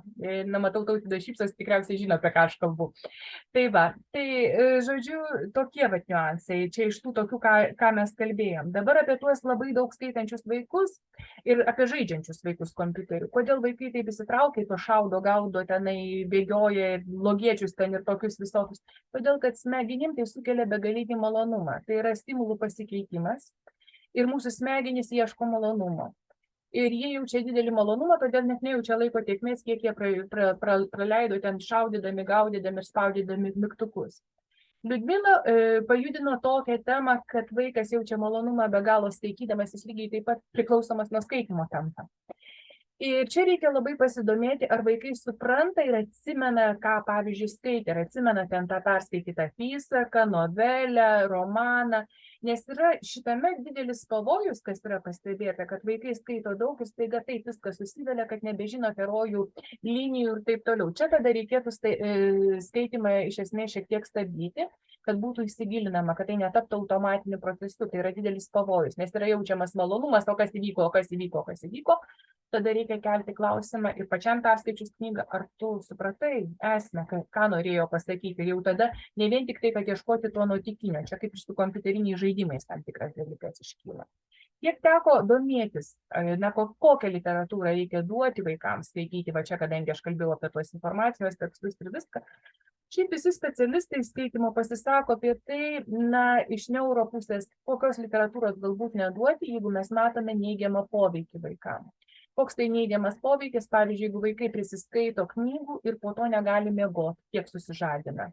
Išgąstis yra, sapnuoja, pasakoja, pastebim, kad skaito tam tikras knygas, kurios jiems sukelia, nes yra ir siaubo, tarp kitko, apysakų, ta juodoji gotika, kuri yra ir, tarkim, netgi 8-9 metų vaikam, kuri dabar jau yra išleista, kur man perskaičius aš pagalvojau, aš nenorėčiau, reiškia, būt perskaičius šitų knygų tokio amžiaus būdama, nes jau ir man sukėlė visokių minčių, aš įsijaučiau į tai.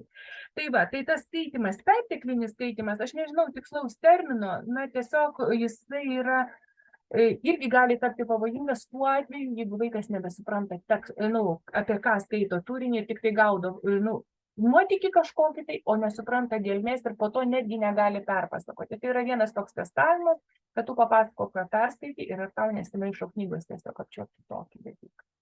Tai va tiek mano komentarai. Labai dėkoju už atsakymus ir tokius labai plačius diskusijos momentus ir įžvalgas vis iš kitų pozicijų. Aš norėčiau paraginti, nes tikrai turim labai daug klausytojų, gal būtų klausimų iš auditorijos, iš to, ką girdit ir gal galima ir tiesiogiai pasakyti arba ir parašyti klausimas rašinėjimo lange, bet tikrai labai daug ir mokytojų klausančių mus yra.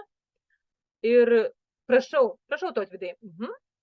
Aš tik tai gal noriu paantrinti kolegiam, kurios kalbėjo apie tos visų pirma informacinius tekstus, labai teisingai Ramutė ir Aušra pasakė, kad praktika rodo, kad susidomėjimas tais tekstais, kurie turi daugiau to aktualumo, suteikia kažkokio papildomo konteksto, kaip čia sakė Trojos pavyzdį, bendrai visiems vaikams yra įdomesnė ir tas įsitraukimas yra visai kitoks.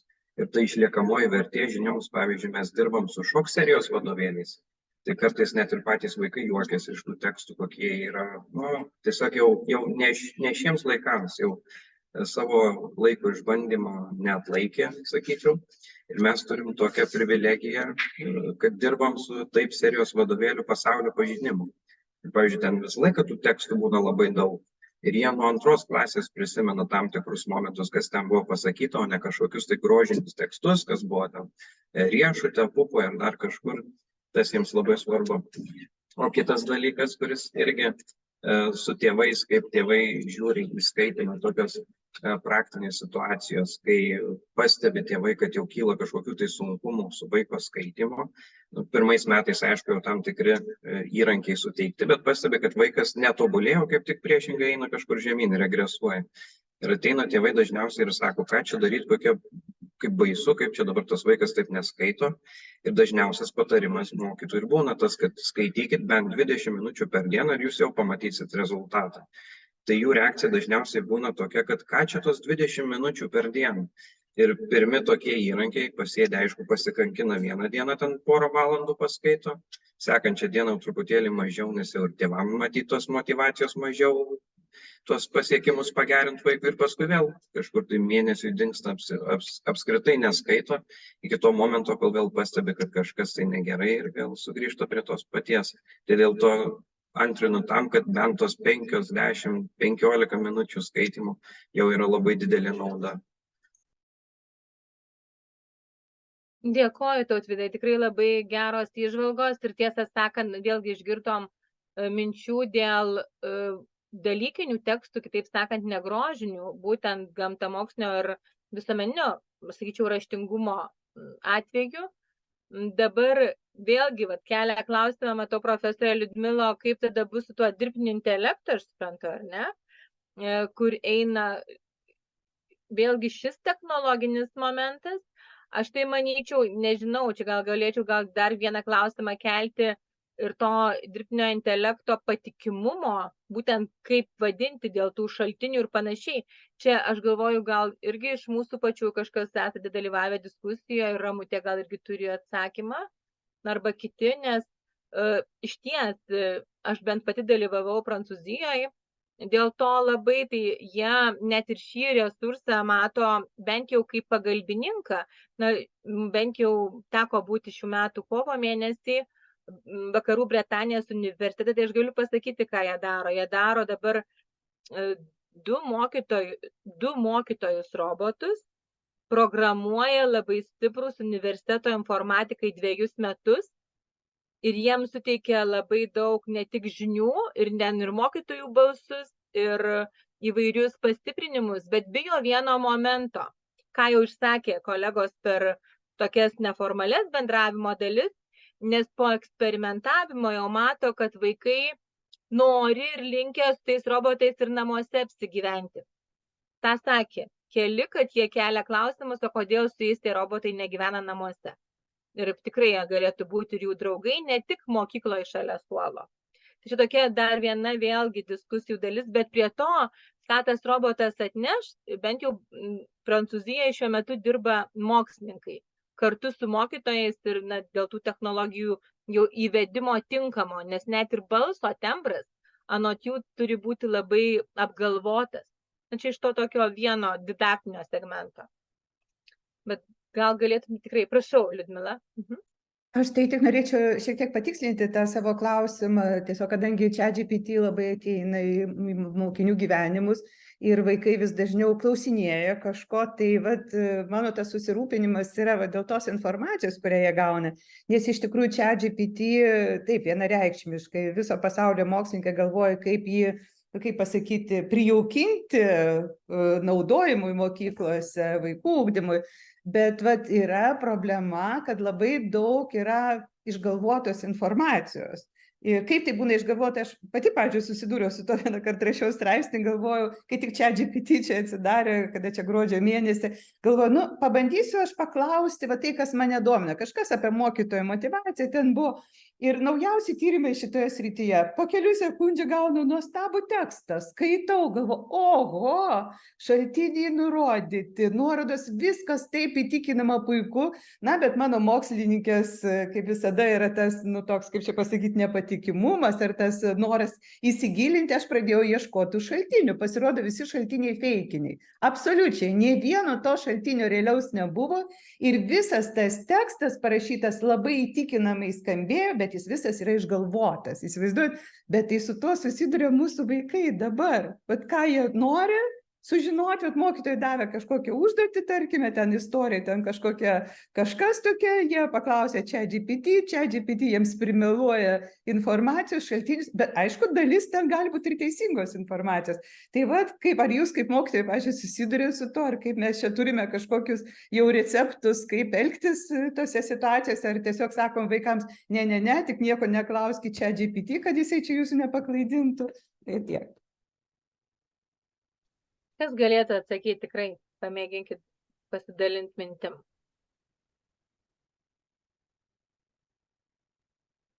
Na, kadangi siūlau, tai galiu pabandyti. Iš tiesų, pradinėse klasėse, ko gero, mažai dar susidurėme su tuo, kai kalbam apie pradinių klasių lygmenį, bet studijose tai tikrai susidurėme ir mes kaip dėstytojai kviečiami į tam tikras paskaitas ir seminarus ir supažindinami esam ir tiesiog patys pažindinamės lygiai taip pat su tuo, na, kaip ir skaitmeninėme pasaulyje, kad būna, ateina kažkas naujo ir mes norime suprasti, su kuo mes turime reikalą, ar mes jį naudosim ar nenaudosim. Tai vėlgi aš ir iš savo srities, tai kas liečia, kai apie praeitį mes tyrinėjam, kur mes nežinom tiksliai, kaip ten buvo. Ir va tada yra irgi tas šaltinių patikimumas, šaltinių patikra. Tai lygiai ir taip, kas yra randama ChatGPT, mes neuždrausim. Tai eis ir eis gyvenimas savo keliu. Bet aš manau, kad mokytojai turės va tą misiją nešti, šaltinių patikimumas, kiek galima pasitikėti. Ar tikrai tai yra tiesa? Visą laiką tas kritinis mąstymas ir abejojimas, jisai, manau, ir bus tas išsigelbėjimas, ko gero. Pas mus, tarp kitko, lapkričio mėnesį universitete irgi planuojama konferencija ir daug mačiau pranešimų tą linkme, taip kad kas kuo domisi, tai sekite informaciją. Ir Liudmilos minėta konferencija Letos ir Vilniaus universitete bus irgi konferencija. Mačiau, kad ten yra tikrai irgi temos yra apie tuos naujausias technologijas, kur jauni žmonės, doktorantai dar arba tik apsigynę, jau jie gvildena šitos dalykus. Tai iš tiesų, sakau, mums vyresniai kartai, mums patiems tai yra dar įdomu, o vaikai tuoj perims viską. Paaiškinimus mes dar tik tai ieškome. Man tai tokia yra sąsaja viso to dirbtinio intelekto, dabar tos visos bangos, su interneto atsiradimu ir Google paieška. Tai yra praktiškai tie patys kažkokie dalykai, tik tai kitam atsikartoja, nes buvo sakoma, viską nereikia, atsimenat, kaip sakė, nereikia kalti žinių į galvą, nes viską galima rasti internete. Bet iš esmės, jeigu galvoje nėra jokių žinių, tai ir internete nieko nerasi. Nes reikia bent jau išmintingai pasirinkti paiešką, raktinius žodžius, o po to jau atsirinkti, kas yra vertinga, tikra ir taip toliau. O dabar tas dirbtinis intelektas dar labiau, jisai sukompiliuoja iš viso to, kas yra internete, kažkur tai paskelbta, sukompiliuoja tokius įtikinamus gražius tekstus ir juos dar sunkiau įvertinti. Ir iš esmės, manau, kad kaip ir visos pradžios yra tokios tiesiog labai įdomios, interesą sukeliančios, bet pulti juos taikyti ten ugdymui nėra tai būtina, nes iš esmės viskas remiasi vėl tuo skaitymu ir teksto suvokimo gebėjimais.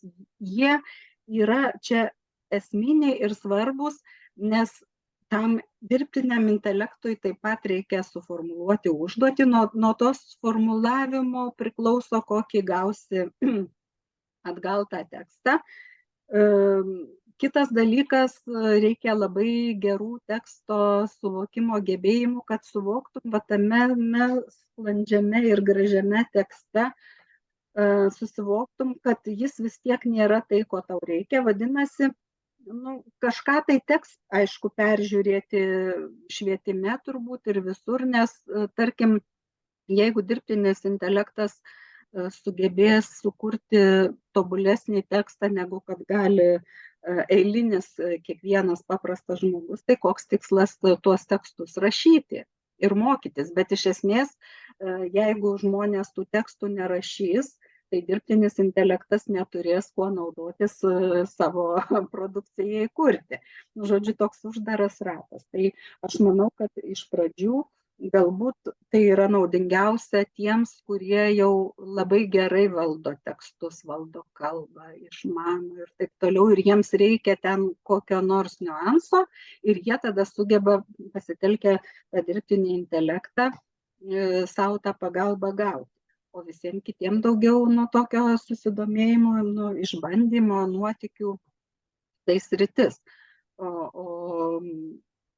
O pulti visiškai pametus visus takelius ir knygas ir viską pereiti skaityti tą, kad dirbtinis intelektas rašo, tai tada vėl turbūt bus paklydimas. Na, Liudmila kelia ranką. Tai jo, aš tai tiesiog trupučiuką dar noriu vieną mintį išsakyti apie tą ChatGPT ar kito tipo generative ar dirbtinis intelektas, kur yra panaudojama, tai tikrai yra įvairios diskusijos, yra šalių, kurios uždraudė mokyklose naudoti ChatGPT. Bet vis dėlto didžioji dauguma mokslininkų ir šalių kaip tik kreipia dėmesį tai, kaip prijaukinti ChatGPT, kaip su juo dirbti. Ir tikrai čia atsiranda visas spektras problemų. Ir man pačiai teko dalyvauti birželio mėnesį New York'e konferencijoje The Learning Innovations. Tai labai daug kalbos buvo apie tai, kaip mokytojai, kaip dėstytojai reiškia panaudoja ChatGPT mokyme ir kaip dabar yra netgi tokia kryptis yra, kad mokytojai, dėstytojai apmokytų dirbtinį intelektą, kaip atsakyti tam tikrus klausimus, kurie gali rūpėti jų mokiniams ar studentams. Čia atsiranda tokie tikrai kosmoso dalykai, bet faktas tas, kad čia mes tos neuždarysime to visos bačkutės, kaip sakant, tikrai tai bus, tikrai tas ateis ir tiesiog mums kaip tik reikia ruoštis tam, kaip mokytojai turėtų reaguoti, nes atsiras daug naujų tekstų. Kodėl aš apie tai kalbu, būtent toj sąsajoje apie tekstus, kuriuos mes dabar kalbam, atsiras daug naujų tekstų ir daug naujų feikinių tekstų, atsiras daug naujų labai gerų tekstų ir su dirbtinio intelekto kuriamais tekstais, tai ten dar ne vienas ten įdomių dalykų yra. Tai čia jau turbūt laikytis tokio požiūrio, kad mes, reiškia, gal čia to nedarykime, čia kaip tik turbūt reikia labai kažkaip atsargiai reaguoti, pritaikyti, bet aišku, reikia ir tam tikro reguliavimo nacionaliniu mastu. Nes yra ir pavojingų dalykų iš tikrųjų, kuriuos sako. Ačiū už pastebėjimus. Gal dar Linas galėtų įsiterpti, nes irgi taip po savo pasisakymo daugiau nieko, jokių minčių neišsakė. Prašau, Linai. Tik garsą įsijunkit. Taip.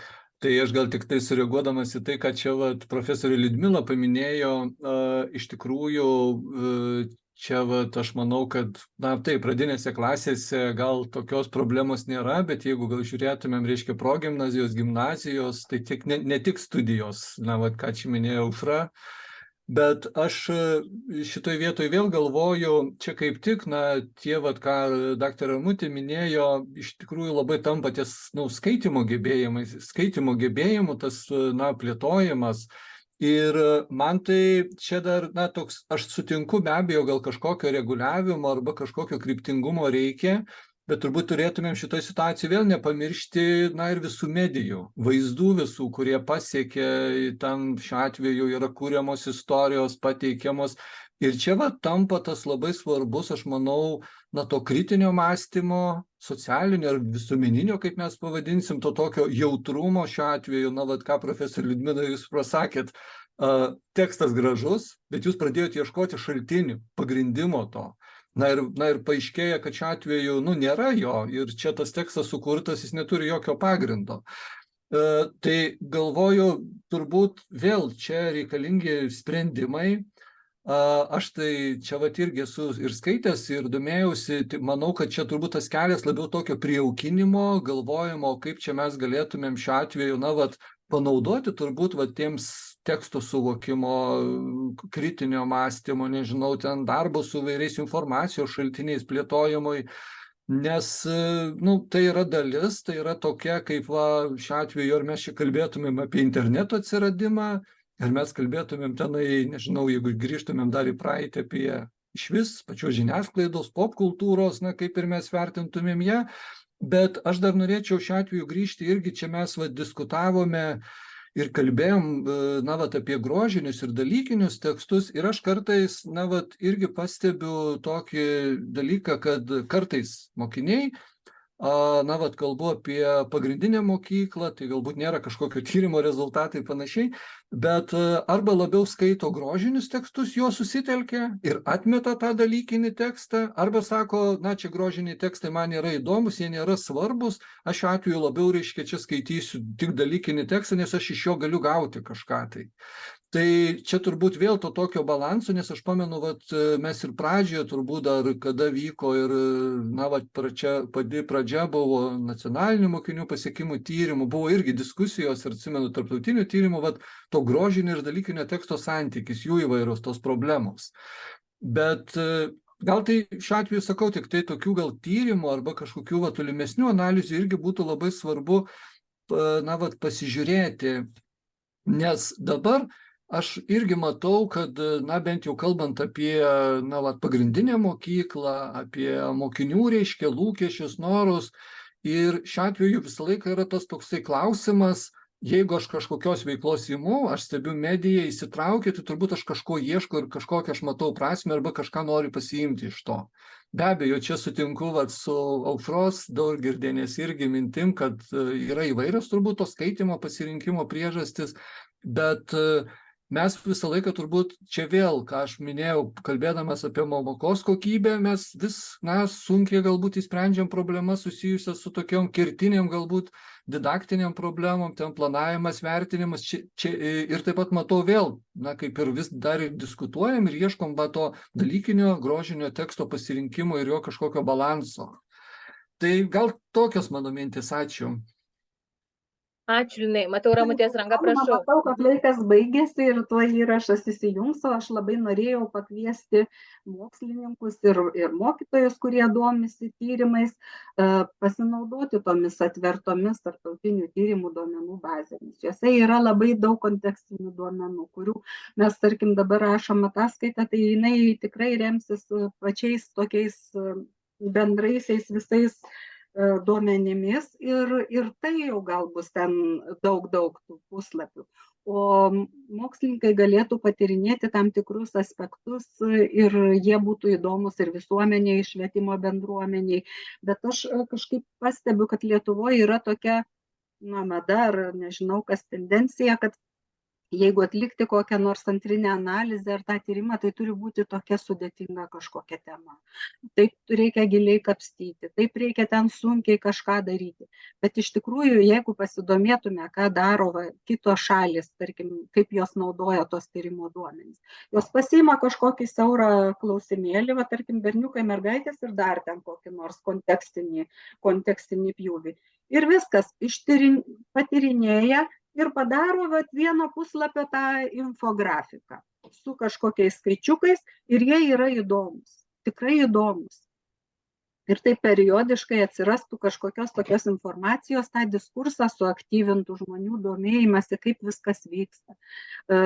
Juk nėra taip paprasta visą tą ugdymą taip tobulai suorganizuoti. Kažkokie tai niuansai daro didelę reikšmę. kažkas yra svarbu, pamirštam, arba reikia kažką naujo sugalvoti, arba atrasti vėl senai atrastus dalykus, naujai juos interpretuoti kažkaip. Nu, žodžiu, kažkokių tokių naujų įžvalgų paieškoti, arba kad ir senų, pasižiūrėti, dar kartą patvirtinti, ar vis dar tebėra taip, kaip mes manėme, gal jau pasikeitė. Nu, žodžiu, labai kviesčiau skirti kažkiek tai dėmesio ir šiems tyrimams, ne tik savo ten naujus kažkokius atlikinėti, bet tikrai nemanyti, kad reikia labai didelių, gilių, ten nežinia kokių pritrenkiančių tyrimų.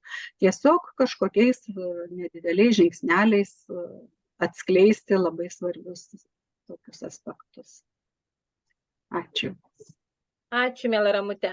Aš tiesiog manau, kad tikriausiai jau galim galbūt įrašą ir stabdyti, nes jau viena nuomonė dar išsakyta jau peržengs mūsų šio susitikimo ribas, bet sustabdė įrašą mes dar gal galim ir pasikalbėti tarpusavį, bet tikrai noriu labai visiems padėkoti už aktyvią diskusiją ir už labai daug įžvalgų, kurių kiekvienas gali išsinešti ir bent jau ir pasidžiaugti tuo, ką esam pasiekę, bet kartu ir daryti kitus darbus ir vėlgi įveikti kitus iššūkius, kad tikrai situacija bent jau būtų tvari tiek pradinėse klasėse, tiek labai svarbu, kad toliau tas tvarumas išliktų ir progimnazijoje.